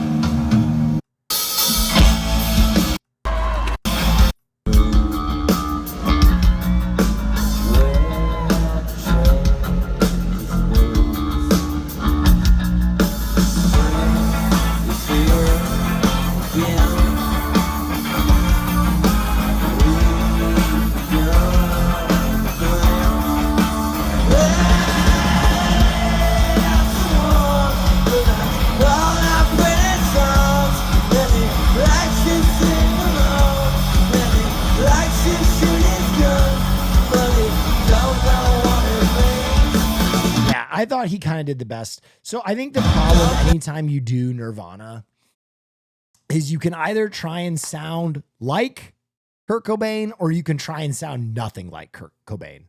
And I just don't know if their Nirvana songs work if you don't do a little Kurt Cobain. So I think ultimately asking the guys in Nirvana to never perform again is crazy, and they should be able to play their music. And it's fun when those people get up. Did Post hit it like Kurt? No, but I think Post is a good guy, and I think he gave it a good effort. And so I don't know. I just hard disagree. Really? I don't know. I think that's part of our folly is that like we put all of the success of Nirvana on one person. And is he a good guy? Everything I've seen of Post is pretty fucking cool. Like he seems to just be very friendly to everybody, which I respect. Did he hit it? Was it the best thing ever? No. Am I going to get mad about him playing it at a 50th reunion show? No.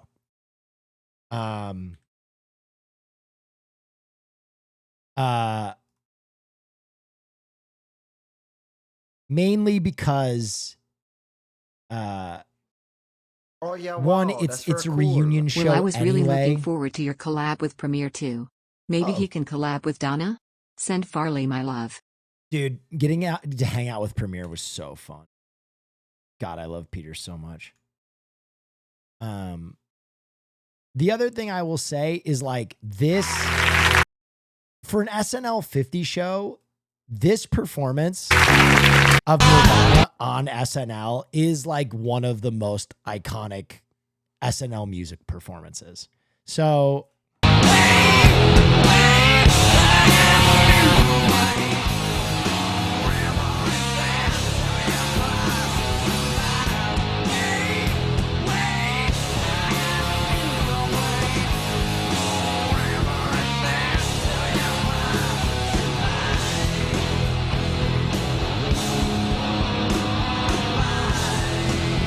the MTV Unplugged, well, obviously the MTV Unplugged, but you're talking about it in the context of like SNL music performances.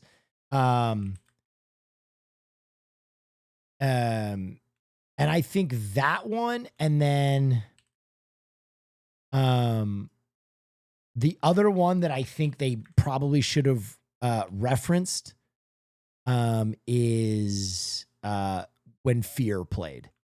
I don't know if they did. I haven't watched the 50th reunion show. I still intend to. But Nirvana on SNL is like one of the most iconic performances of their musical performance. And I think this is probably one of the other ones is when Fear showed up and basically ripped microphone stand the falls fucking into the set crowd, apart. and you hear someone shout. Somebody grabs a mic and says, This is a... And that voice belongs to me. Walter Street folding them. I'm always watching Saturday Night Live. Like Anyway, if you don't know about this performance, we can just play the fucking performance. I don't know why there's a whole documentary here. Are all of these the fucking documentary or any? Oh, here we go. Here's Fear on SNL.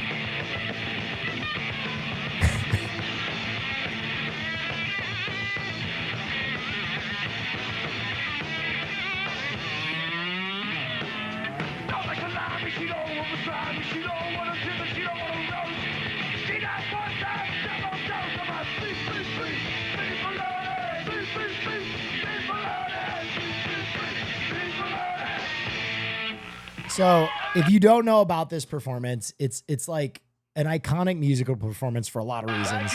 They basically were banned from the show. Oh, Chuck dies. Thank you so much. Thank you.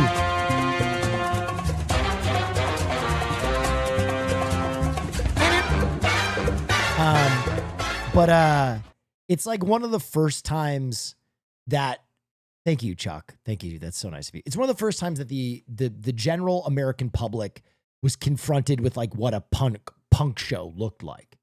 And they were like, oh, good heavens. And they kind of did like the pearl clutching thing.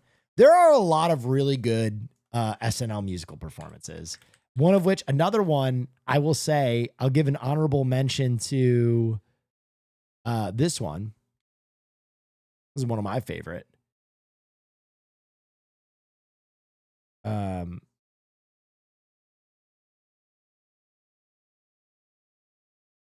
on, let me see if I can find it.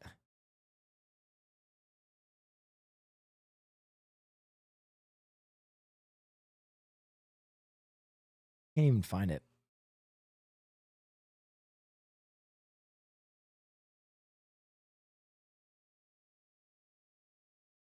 Is this it? I'll save my clap hands. Beck has an incredible performance on SNL too. I just can't find it. There are a lot of really cool SNL performances though. Ashley Simpson. Does she bomb in that? I can't even remember that one. Oh yeah, wow, that's very cool. Kanye New Slaves.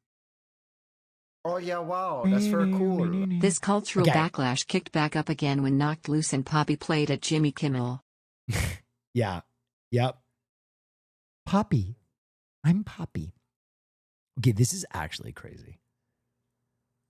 That Lucari got shingles from OnlyFans. It is actually fucking wild, bro.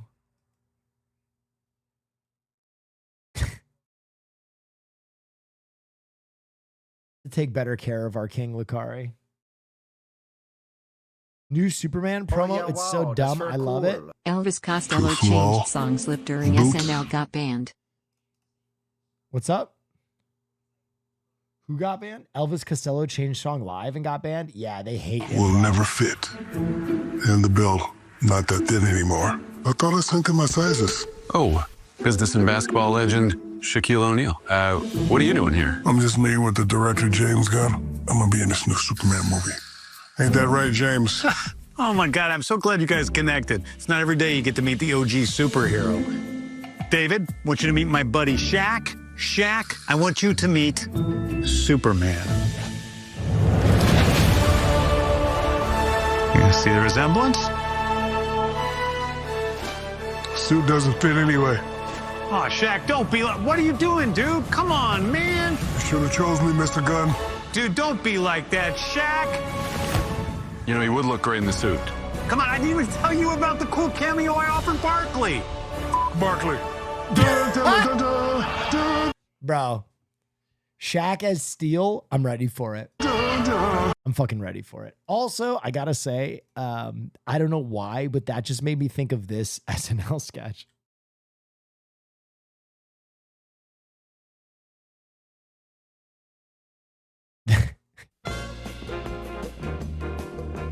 Have you guys ever seen this? All right, we're back here at Shop at Home. Absolutely. Hold on a second here. Condition. Keep in mind. Wait, from right here. With 8 collectible cards, all mounted in mint condition. Keep in mind on the plaque. Don, hold on a second here. What is this over here? I don't know what you're doing over there, Eddie. Hold on. Is that a poster of Shaq? Oh, yes, it is. Wait, that's not included, is it? It absolutely is. Hold on. He's flying through the clouds. You can't include that. Heck, I am including it. Now, this was never discussed. We're giving away way too much here. Hold on a second. What's the price on this? This is $600 value.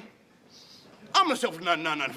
Wait a second. You can't do that. Wait a second. Wait, you're saying the Shaq plaque plus the poster? Yeah, hold on. He's flying through the air. He's not on the court. I know. Dude, Chris Kattan was so fucking fun. I feel so bad that Chris Kattan got that back injury.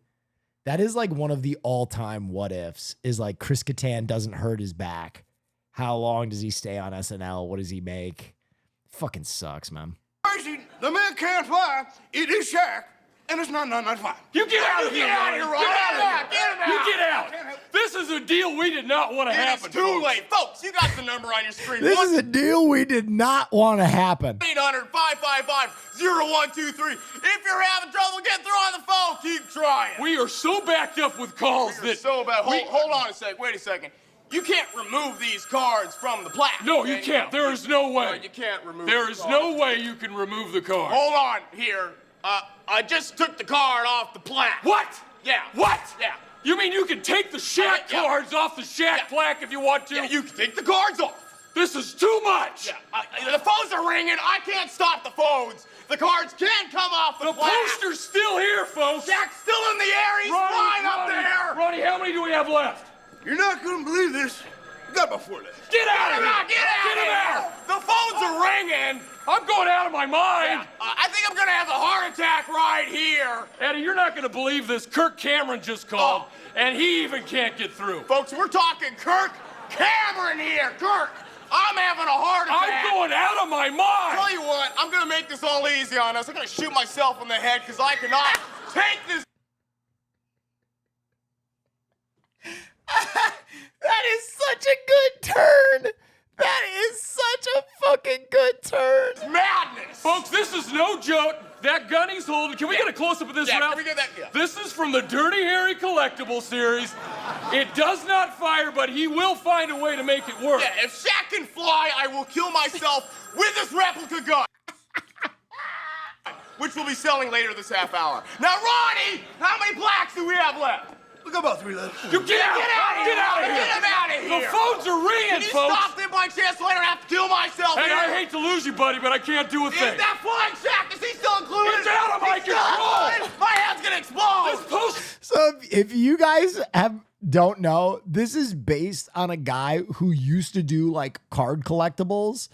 And the whole thing, like there's one iconic clip of him. I forget what it is, but he does like a Legends of Football thing. And he's like, you won't believe this, but this sells for about $800.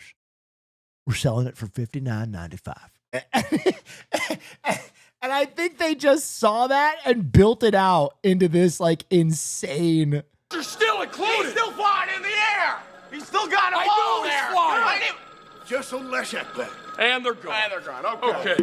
Moving on, what do we have next, Ronnie? What do we got, Ronnie? Whoa. We look got at a limited edition of Star Wars Collector's Play series coming up. Beautiful. That's beautiful. That's gorgeous. Very nice. How much did that run for? Well, it's an $800 value. Yeah. I'm giving away to $39.95. What? You can't do that! Hey, what? I gotta blow my head off! I swear to God! I'm still gonna Dude, that fucking turn when he is like, well, I'm just gonna fucking kill myself it is one of the funniest turns. No one ever talks about this SNL sketch, but it's so good. this.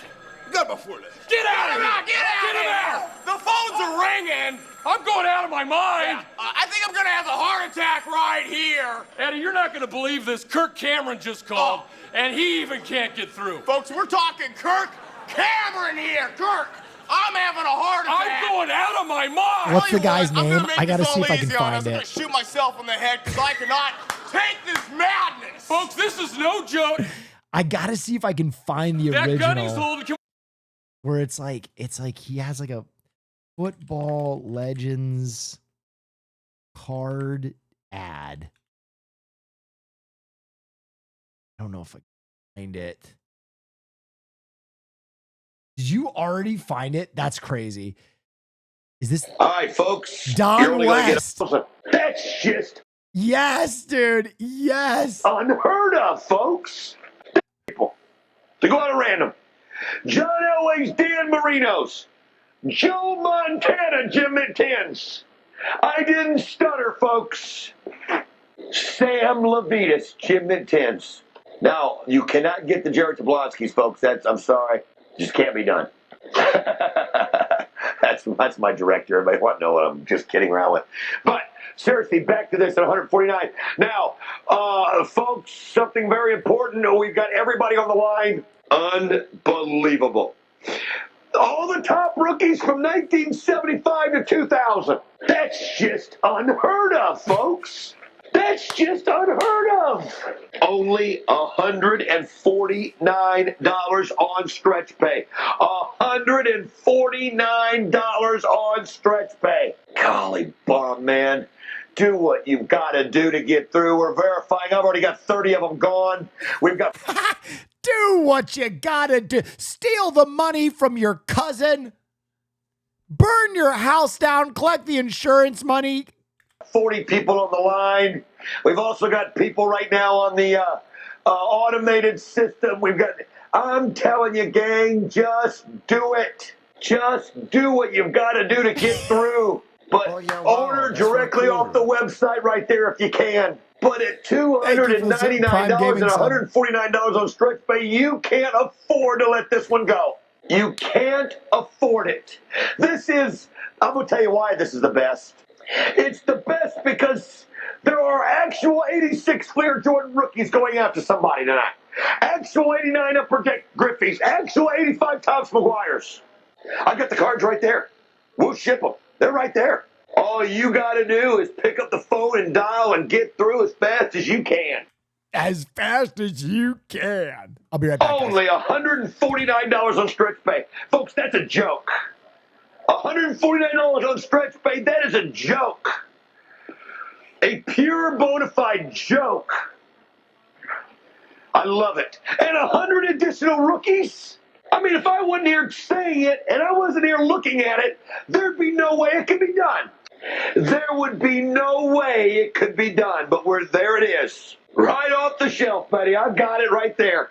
We are clearing inventory to the point where you better dial as fast as you can.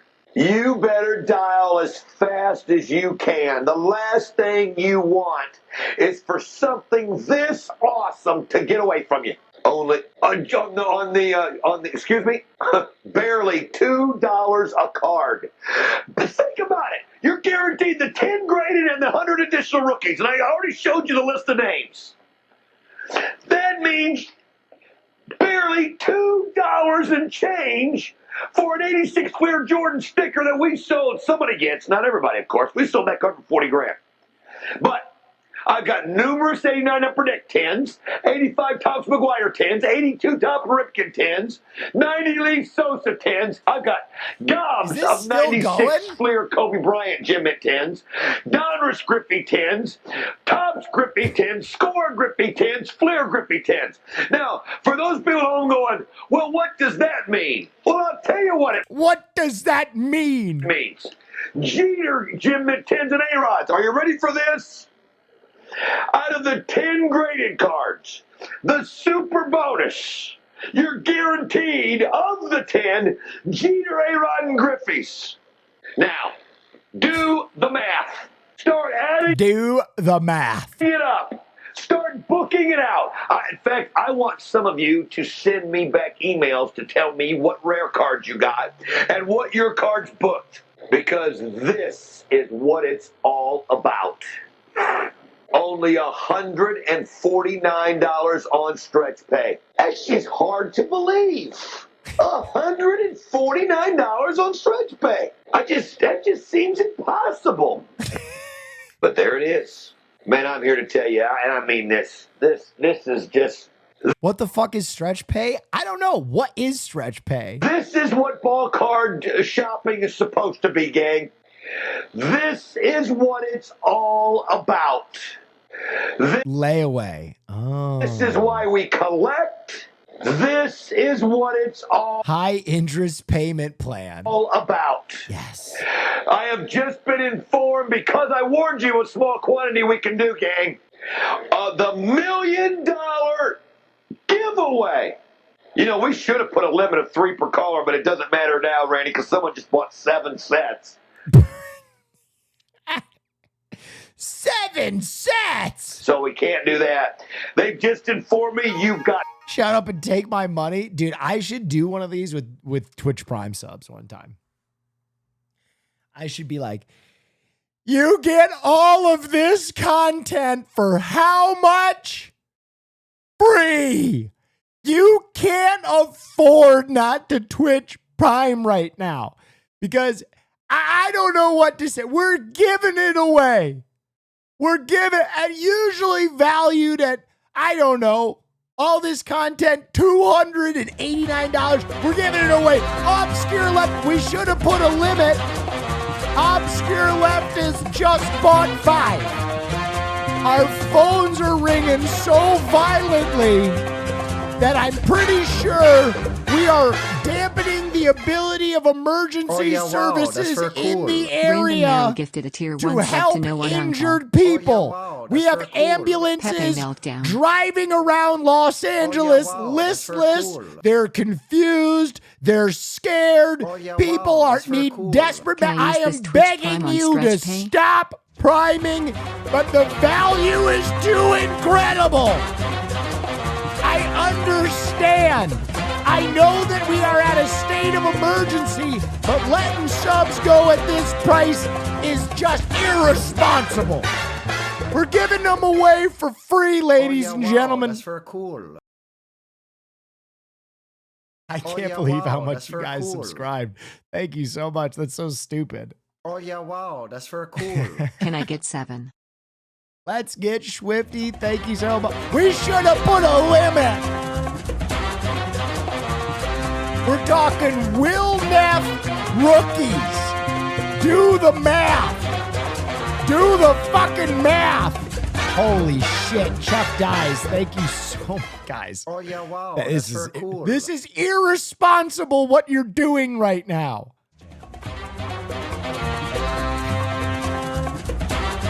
Dracula 666, thank you. Thank you, guys. Okay, stop. It's a bit, please. Wow, thank you. Oh my gosh. Resin Ball Z, the Drexen, thank you. Camster 12, Andy Stigma, thank you.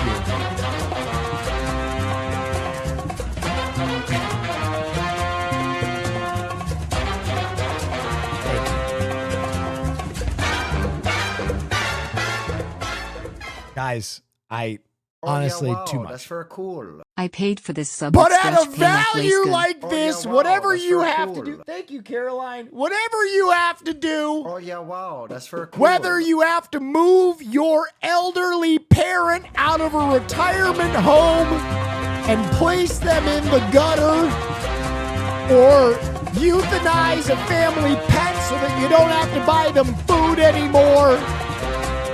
Whatever you have to do to find the funds, it's fiscally irresponsible not to Prime sub right now. Sorry, Caroline, I'm doing a character, but they keep subscribing. Are you putting batteries in?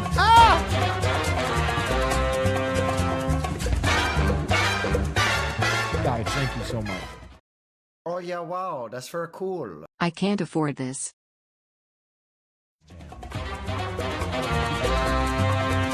Thank you so much.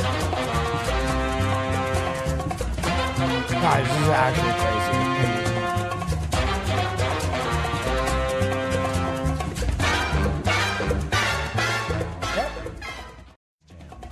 No, it hasn't been beaten. Holy shit, you guys. TR9, thank you so much. Guys, thank you. This is ridiculous. Oh yeah, wow. That's for cool. Neff approve. Oh yeah, wow. That's for cool. FOMO. Thank you. Oh yeah, wow. That's for cool. For free? This is outstanding.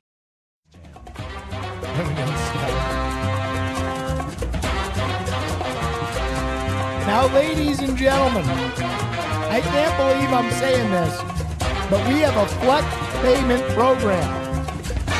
Now, if you just put down no money today, you can be paying for a subscription to me for the rest of your life.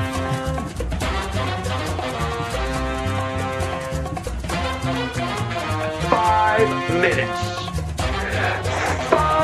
minutes to get on the line. Please, listen to me well, America. Please get through to the operator. I will tell you this. This is going to be for a few callers. Can I make It's going to be one of those where you're going to look at this in total disbelief. You are just going to say there is no We are accepting bits. Yes, Captain. Thank you. way. Let me tell you something.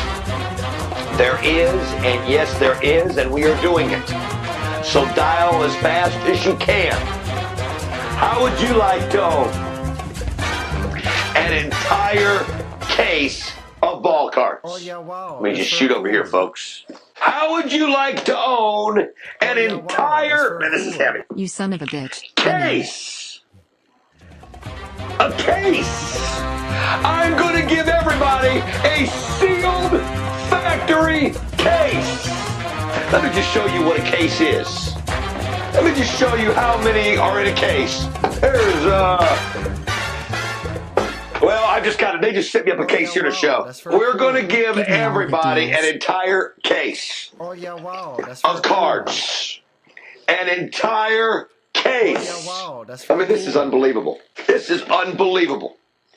That's what I'm Guys, talking. sincerely, character aside, that was way too generous. Oh yeah, wow. Thank you That's so for much. cool. Thank you so much. Talking about an entire case. I will give you an entire case. But if you dial right now, folks, they sold for $89 a piece. Love you. Tonight. 31 month. Tonight. that's for I will give you Just 3 so of the my dog retro take my lunch money. boxes. And inside wow, that's these very cool. will be guaranteed to be another $200 worth of value. I'm going to open these up because they're going to crack. Holy shit. Holy shit. Needlepoint, thank you. Yep, how awesome they are. I am mesmerized by this guy right now. What have I got here? Here's a mid-9 Griffey rookie. Here's an autographed Mike Bibby. You're guaranteed an autograph inside every one. Mike Bibby? And here is, if I can get the box open, a gold coin and double coin set. I will give you 3 of them, plus a case of ball cards. An entire sealed case. Now, we already have the phone lines going crazy. Folks, this is... Real shit. Oh, yeah, I know wow, this is that's very crazy to cool. ask, but with the card market being so crazy, do you think these were actually a good value? Like, do you think if people hung on to these cards, they made money? No shot. I mean, a signed Mike Bibby is not worth anything.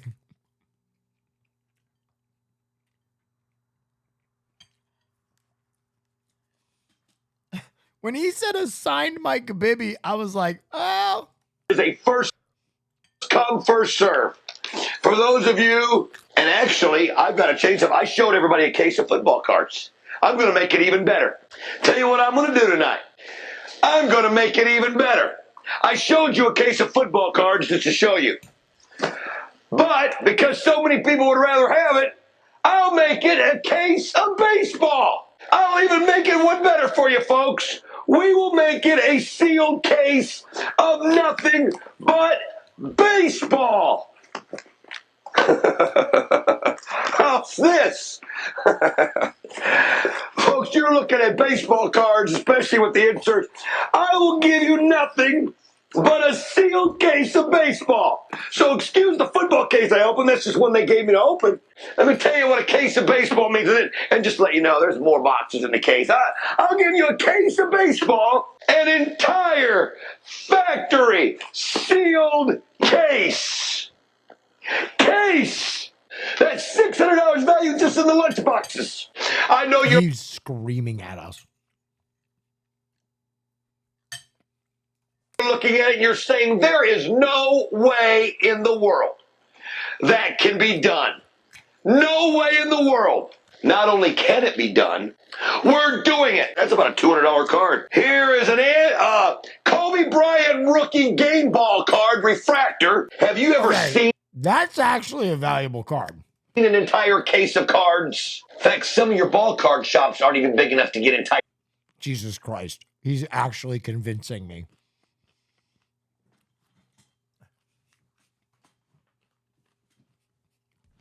It started as a joke. That can be done. No way. $200 card. Here is an Kobe Bryant rookie game ball card. Okay. Refractor. Let's look it up. Kobe Bryant game ball rookie card PSA 10.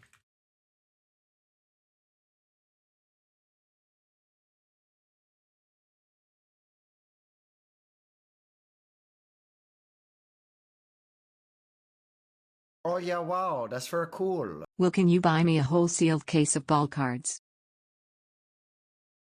Wait.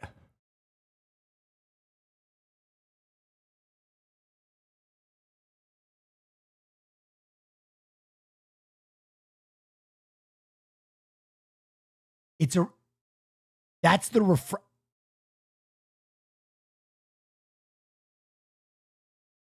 There's no way. This is...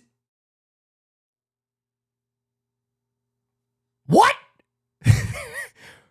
What?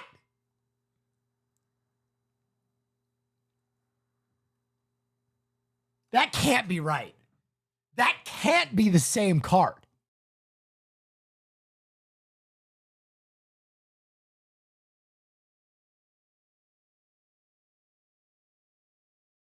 Bro, there's no way. Wait. Kobe Bryant, Game Ball, rookie card, PSA 10.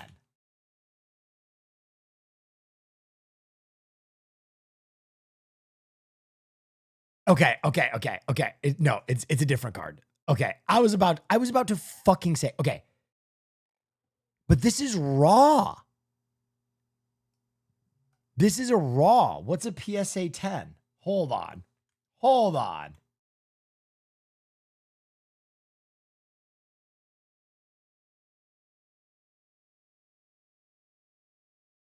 Wait, this is a 6. What is it in a graded 10? Would he have actually made us money?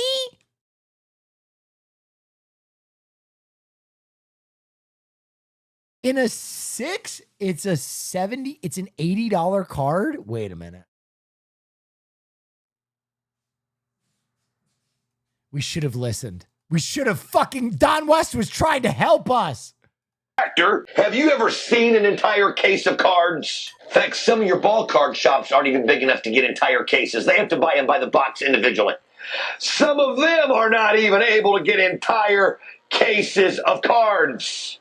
Well, tonight we are giving you an entire factory sealed baseball case.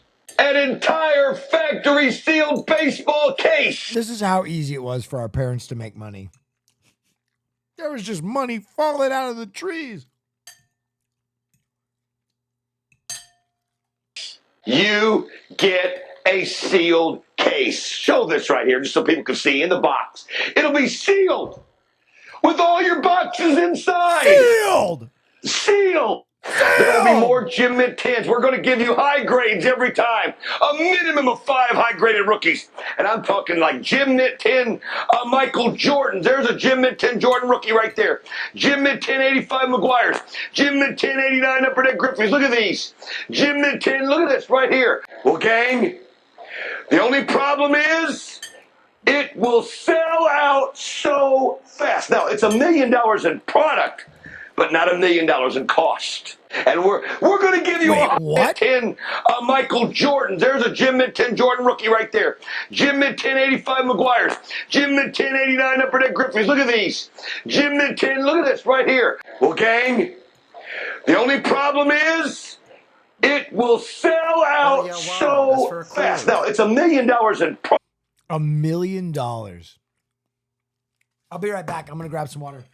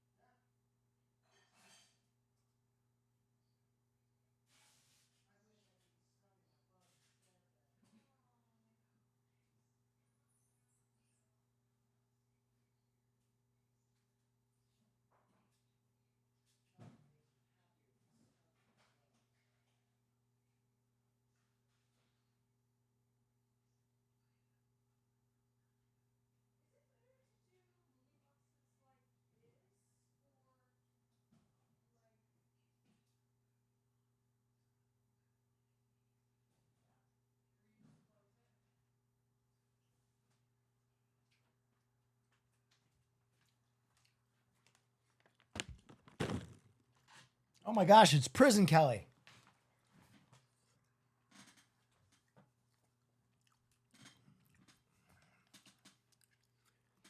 Talking Gem Mint 10s. Damn, we got a lot of people hanging out. But not how's everybody doing? Happy Saturday. Is no one else streaming? What the fuck are y'all doing here?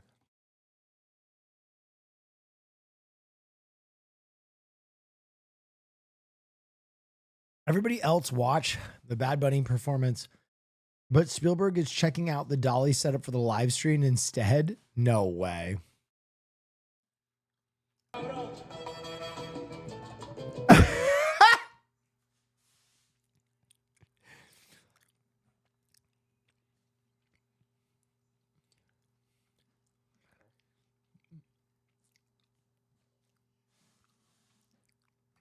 That is such a meme format.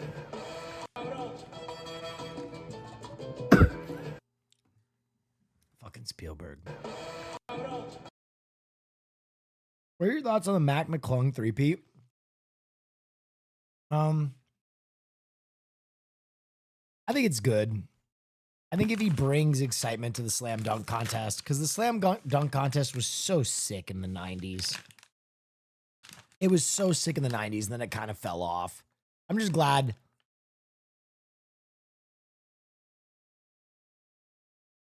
People are watching it.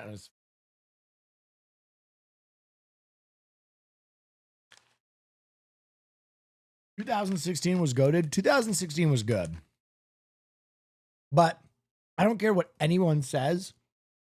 I don't care what anyone says.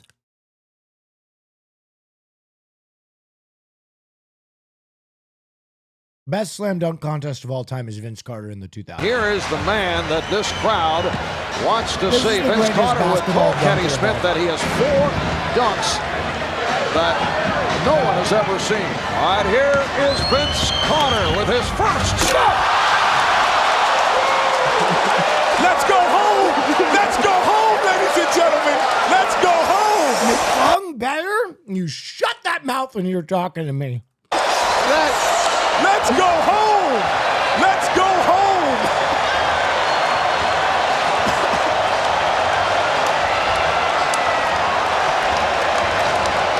Hey, that is a reverse 360 going against the grain. That is unbelievable. This building just exploded. The other thing that I will say is we're all spoiled now, right? But this was like when Tony Hawk first did the 900, bro. We had never seen this shit before. He was inventing. He was creating.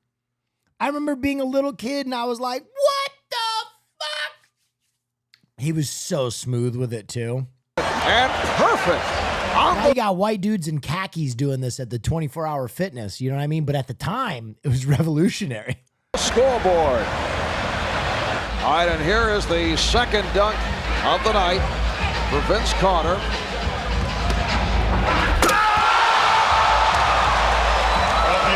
And Vince adding to the repertoire.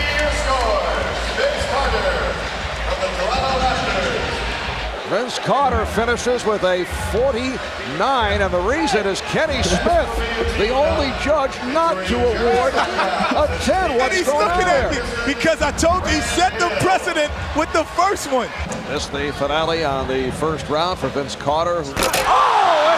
That, when he did that, was fucking insane. It's over! Between the legs, that's it. That's the first one. It's over, ladies and gentlemen.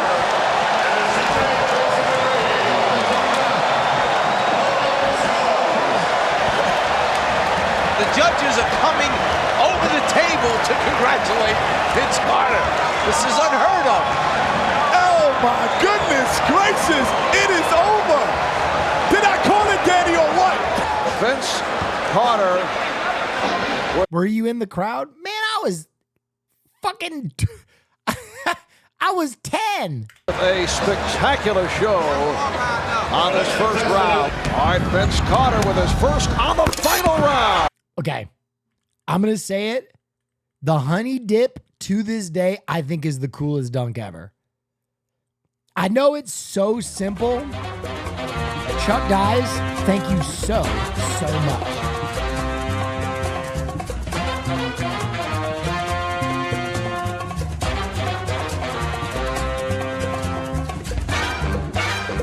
But I remember, thank you, Chuck. I remember doing this fucking dunk on like Fisher Price rims and almost tearing my bicep. He made it look so smooth, bro. He made it look so fucking smooth. Just goes up and goes, give me that Winnie the Pooh.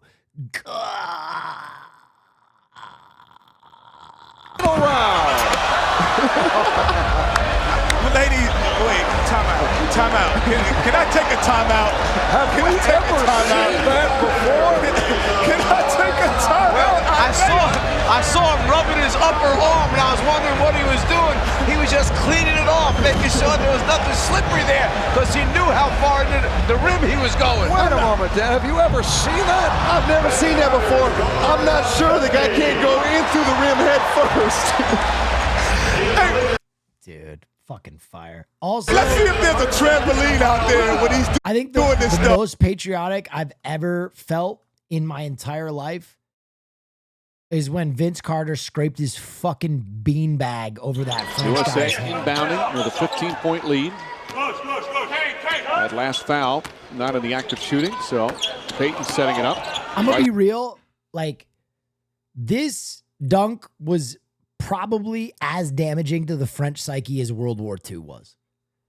I just can't imagine being a French school kid and going to school the next day and having to live with the weight of knowing that Vince Carter scraped his beanbag over your 7-foot center in the Olympics.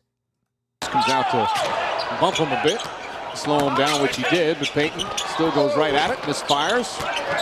Bonato gets with a sloppy pass. Carter inside. Oh my God.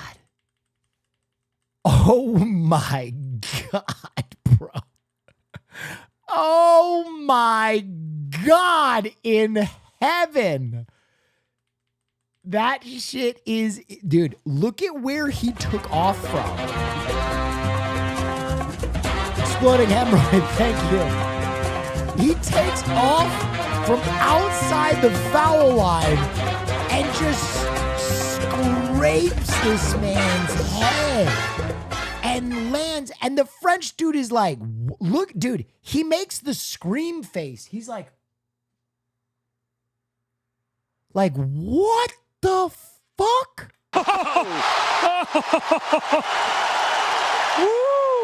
And the crowd responds to a spectacular dunk from Vince Carter. Now you see why Frederick Weiss is going to go play in Greece. He didn't want to see that on a nightly basis. My goodness, he was shot out of a rocket. Airborne for Carter, and the lead is up to 17. Start learning Chinese, buddy. You know, this crowd, as Risa Sheamus fires, run down nicely by Julian.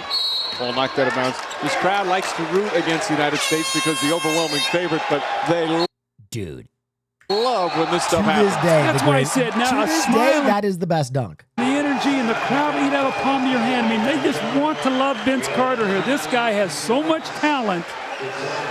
Just look at this. What an insane thing to do! Spectacular takeoff. He jumped over his head. I mean, Frederick Weiss, you got to know, man, the guy's coming to do that. You got to take a foul. That's like something Watch that this. was set up in a slam dunk contest. Look at this. He scissored over his head. It's almost like, where did he go? My goodness gracious. Vince Carter, slam dunk champ. And more importantly that, a guy who now is becoming a great all-round player. The great steal. Dude, that's the other crazy thing no one talks about. Vince Carter steals the ball, right? And it's 4v1. He has 4 outlets, 4 of them, wide open, free points. Free points. Anywhere you look, there is an open all-star. He could have dished it to anyone.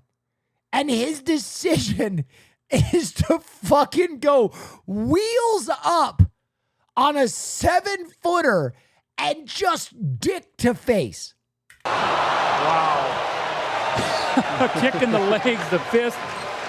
Oh, man. They've shown replays here at the Dome, and the crowd still oohing and eyeing. Offensive foul, I'm saying it. We found the French guy. Get him out of here. Get that fucking guy out.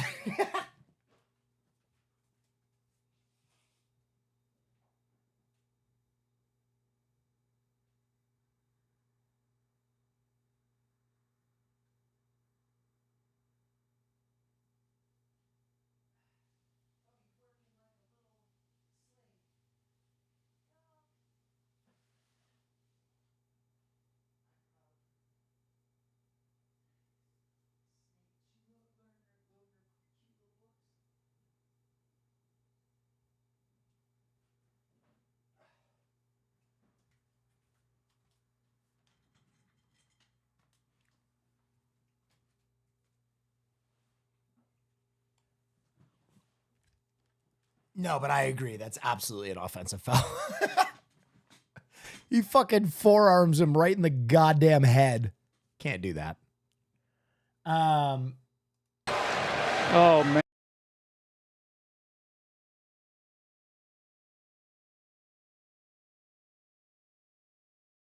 No one knew what to do. I don't even think the refs knew what to call. Yeah, that guy's 7 foot. It's so crazy. I don't know I don't know why this is happening, but I'm kind of into it.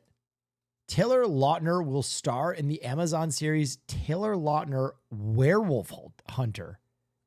It's set in an alternate reality where after filming the Twilight films, he joins a secret society of werewolf trackers who need his unique skills. Hollywood actor by day, supernatural warrior by night.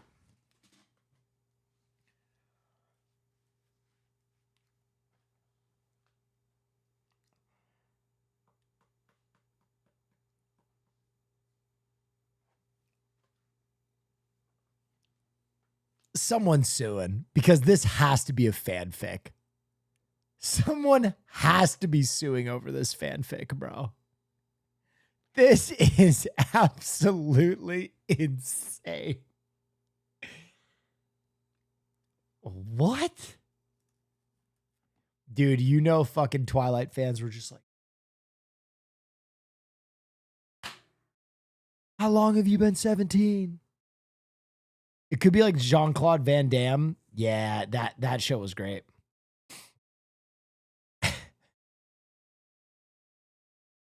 You've seen Taylor Lautner in this. What a bird. And our final competitor this evening in this division, Taylor Lautner. You crazy mother.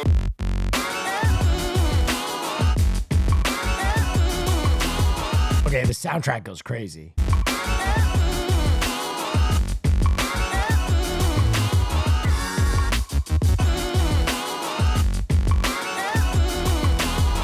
Juicing up.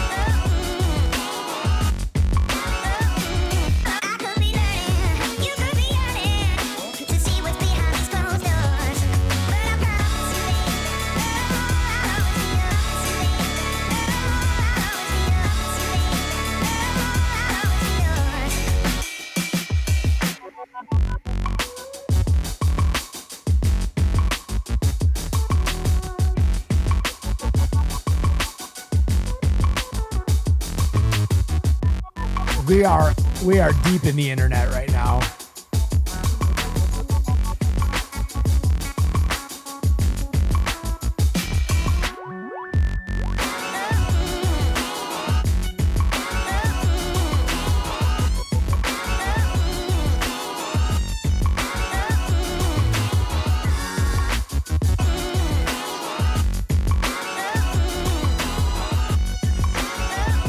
Damn, boy!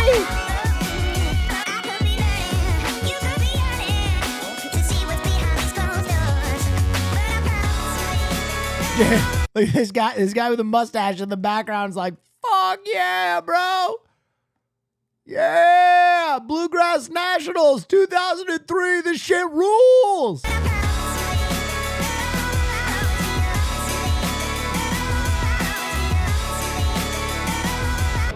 Ladies and gentlemen, this will just go to show you what kind of competition we have. We had exactly the same situation for the boys' weapons, a tie between two folks, and by a majority of judges, your winner in the overall youth boys weapons Gold Watch Grand Championship is I'm a stud. I'm Taylor bossy. Lautner. I don't take no shit from anyone. Wow, boys' Yogesh weapons. that Trey Park auditioning for the Phantom Menace. Yeah. 2003 Bluegrass Grand Champion Boys Weapons. Taylor Lautner. Fire. Fucking fire. This card, wait, that card guy reminds me of when they got a guy to explain Pokemon, but he's clearly just trying to sell merch. Wait, what? He has to struggle to be seen as normal. When we come back, what all the fuss is about, at least to the 8-year-old set in this country. Bring all your skill. Be forewarned if you haven't been already, the hottest thing in the 12 and under set is coming soon to a theater near you. Pokemon the movie joins Pokemon the video game and Pokemon the trading 2 seconds, I gotta grab a floss pick. card as must-sees and must-haves. To start us off tonight, NBC News correspondent Colleen Dominguez on the craze that has now hit Hollywood. More than a game. Anybody know how to play this, how to get to the next level? Or a top-rated TV show, Pokemon is an undeniable obsession with children across the country. The upcoming Pokemon the First movie recently caused such a frenzy that the switchboard at Warner Brothers was flooded with 70,000 calls a minute from people desperate for tickets. The animated Japanese import created by Nintendo also holds the top 5 video game slots. So what exactly is a Pokemon? Cute, cuddly characters who become supercharged so they can fight their enemies. But some experts say the entire Pokemon phenomenon is the enemy. In my opinion, parents should not let their kids watch Pokemon, play Pokemon, Why? buy Pokemon cards, have anything whatsoever to do with Pokemon, because the message is violence. Oh yeah, wow, that's very cool. Who else The saw this at message is release? violence. Many parents disagree. It's really, I think, an okay thing for the kids because they learn to save their allowance, to budget for it, and they learn to trade and be kind of reasonable with their friends. When it comes to the biggest Pokemon craze, it has to be the trading cards. Mhm. This 747 arrived today from Tokyo, packed with the latest collectible cards. Many school officials think the craze has gone too far. They're not allowed at our school because it's such a craze and people like them so much, they tend to... Dude, I can't believe Pokemon is still fucking doing it.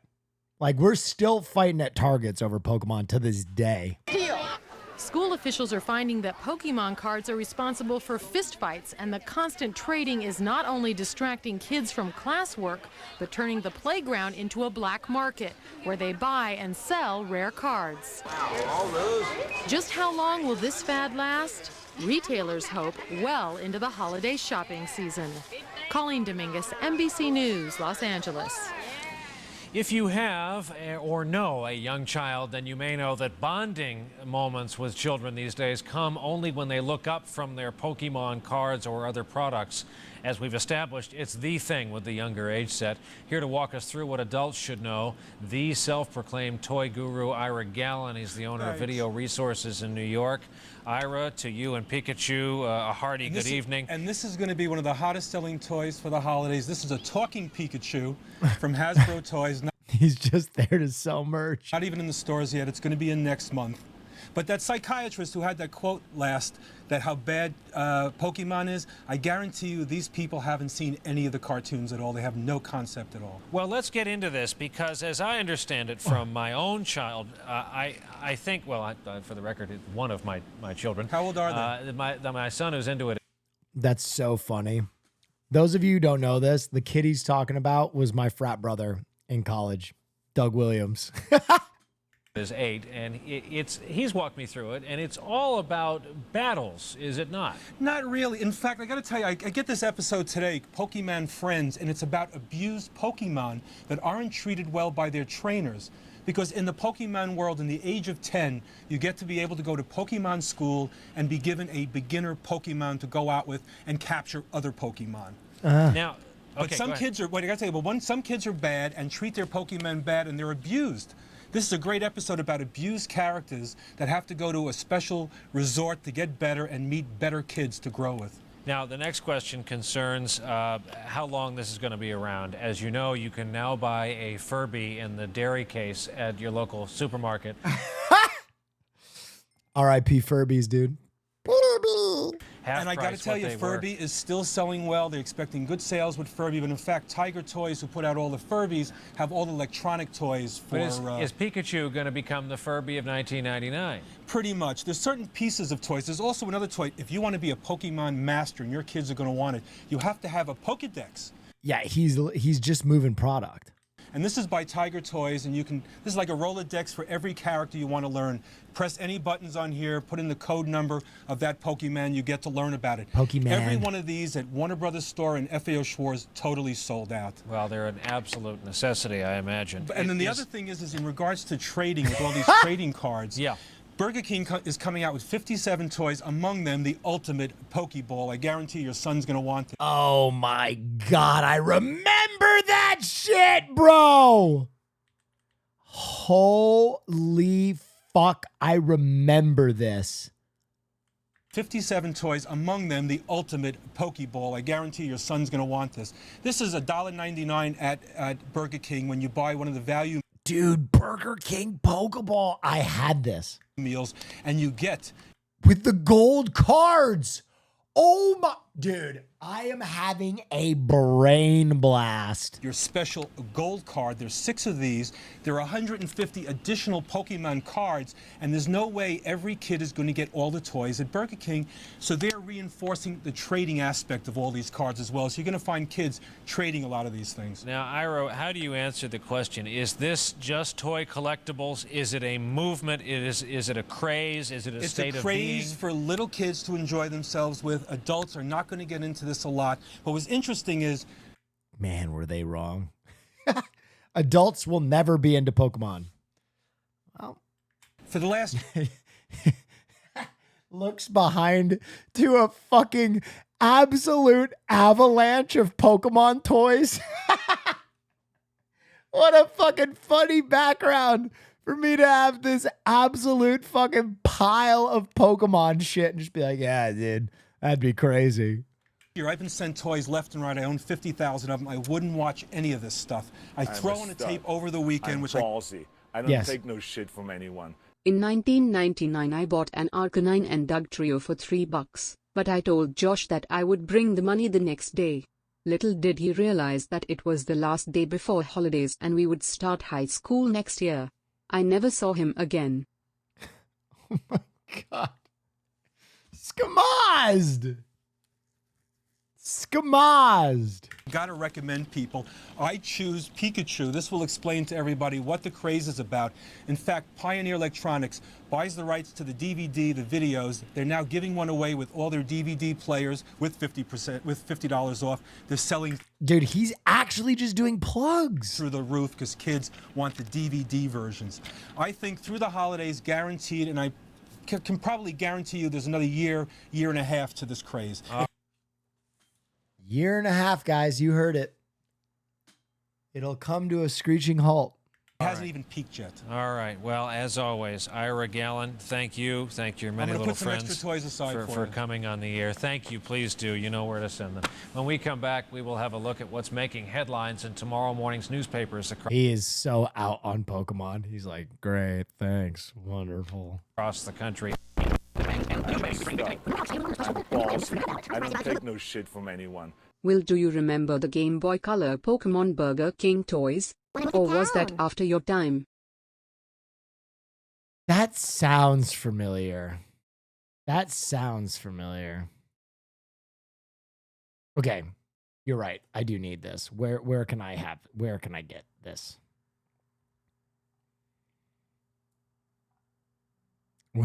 Where can I have this? Dude, the classic Simpsons coming on at the end of that. That was... Dude, the clip that just always lives in my head, and it's not going to be the one you think of, is this. For some reason, this always lives in my head. So we'll march day and night by the big cooling tower. They have the plant, but we have the power.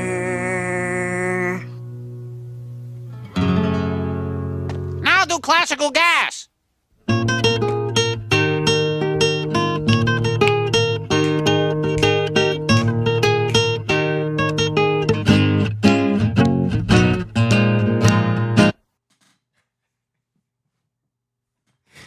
It's so stupid. She's doing this like beautiful protest song and he just comes up and goes, now do classical gas.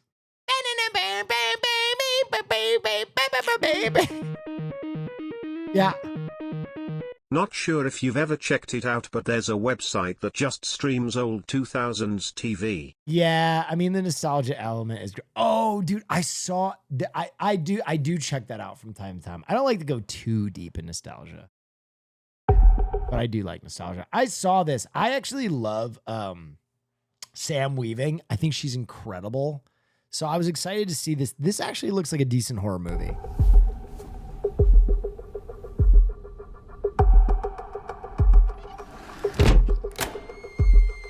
Hello?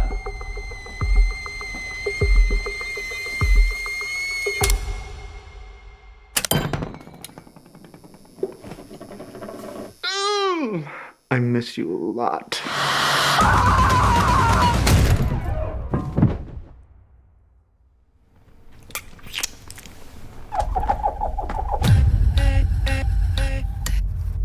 So by now, the best day of my life, and therefore yours, will be fast approaching.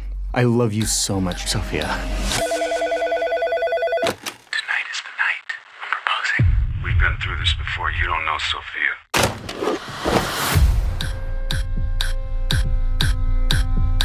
You're hilarious, Sophia. I'm ready to be yours forever. We're getting married? By the way, What are you having sex?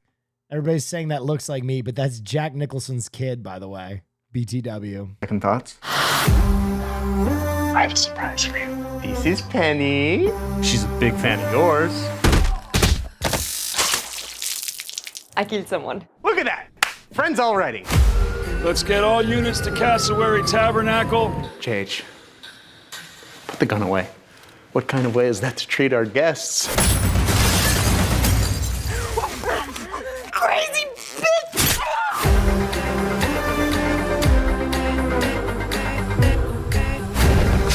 Oh God. Get out of my house!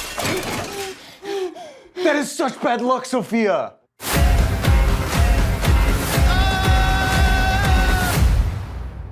Please help yourself to champagne and first aid. You put a priest in a box? No, I put a pastor in a box. We're Protestant.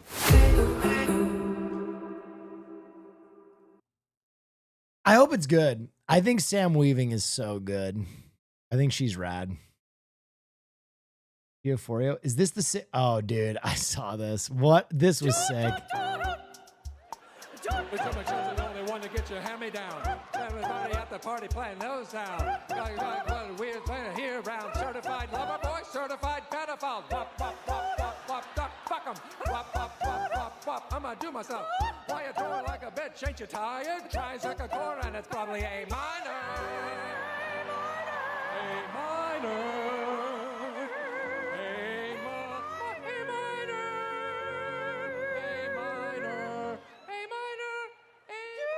A minor.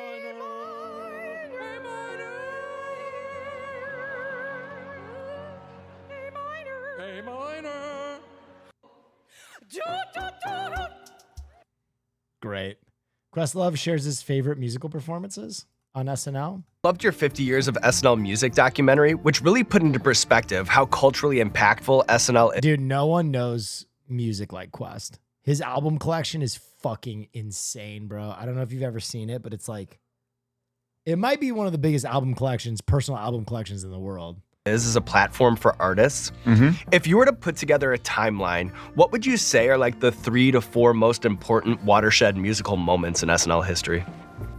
I started to notice early that there were more iconic musical sketches on the show than actual performances. First, I was just going for the artists that came on the show. Thank you for the great times Netflix Artist-wise, has. Nirvana's I told you that Nirvana performance, man. I told you. performance, Adele's performance was probably a watershed moment for both of their careers in which the Bro, I cannot believe how much her appearance has changed in the last 10 years. after effect of being on SNL became immediate. But, you know, the cowbell sketch. Good for her. Yeah, Eddie she's had a crazy glow up. Murphy's Hot Tub, you know, the Wayne's World theme, like music is I know that people see SNL as a comedy show, but I feel like it's a musical variety show. Like, I don't feel as though the generation truly knew who James Brown was until Eddie Murphy put it in context. The same for Stevie Wonder. Like, Eddie Murphy imitating those artists actually helped sustain them past the so-called expiration date. Interesting. Okay, this is Liftoff. Bam, bam, bam.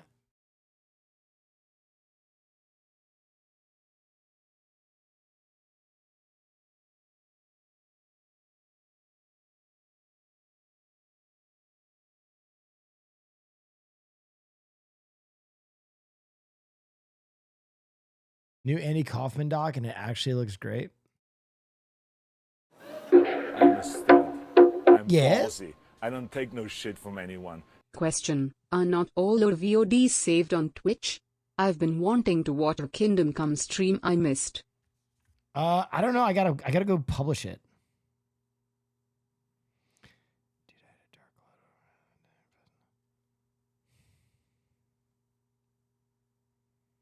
Marsh is fucking having big time depression because he's got to fly home soon.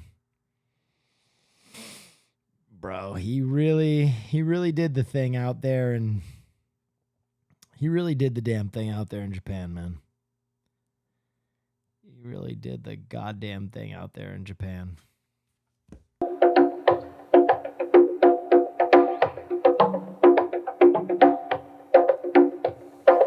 Abadab, abitaboa.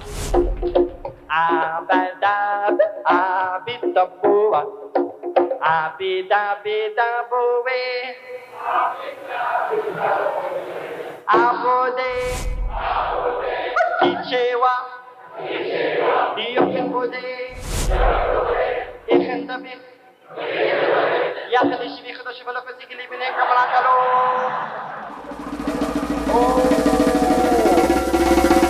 I've never told a joke in my life. What is he doing? Why is he doing it? What I'd like to do for you right now, it's called eating ice cream. It's just as much torture if you're cutting them with a razor blade. Wait, can you turn... What kind of parental damage was done to this boy? Well, I guess I'm what you call maybe a passionate man. I've always been attracted to bad boys. Get lost, baby. I beat you. Holy... This is not even weird. Women's lib was exploding. Oh, Andy, please, no, don't do Giving women an equal chance. I think it's stupid little wimp. You're performing for an audience that doesn't know it's watching a show. I just thought he was misguided. He was just having fun. What? Duff. Finished? Yeah, that's the shut off the camera. I really relished taking us prisoner. Why? I didn't ask you. Am I supposed to laugh at that? Milk and cookies. I think that was genius, actually. I don't have any money. Ladies and gentlemen, so far everything I have done for you tonight, really I am only fooling. This is really me. And everything else was just a character. Here's the mirror. And people didn't like what they saw a lot of the time. I would still like to know who the real Andy is.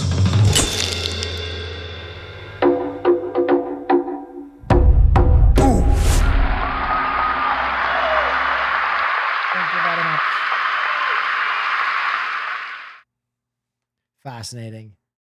You don't know anything about Andy Kaufman. He is a fascinating guy. Kind of like the original anti-humorist. Really interesting. I'm a stud. I'm ballsy. I don't take no shit from anyone. Pokemon are totally gonna fall off in 2025 during an evacuation. A boyfriend won't grab his Pokemon cards before his girlfriend. Not possible, right, will you? Hee hee. I had grabbed Caroline.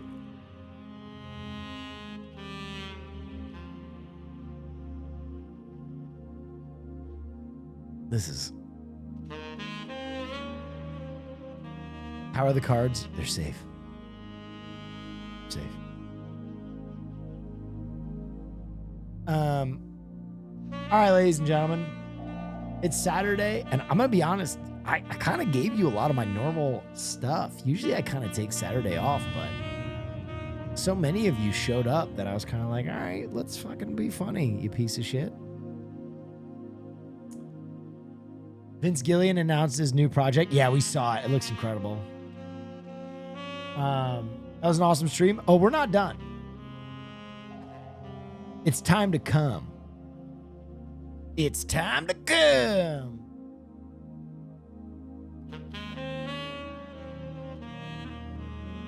But as an olive branch, even though I never do reaction on a Saturday, I never do Survivor, that other stuff. Because I didn't do Survivor after kind of doing a normal stream, tomorrow I promise 2 episodes. And to God. Sunday, we'll do a double banger together. The gloves and fighting.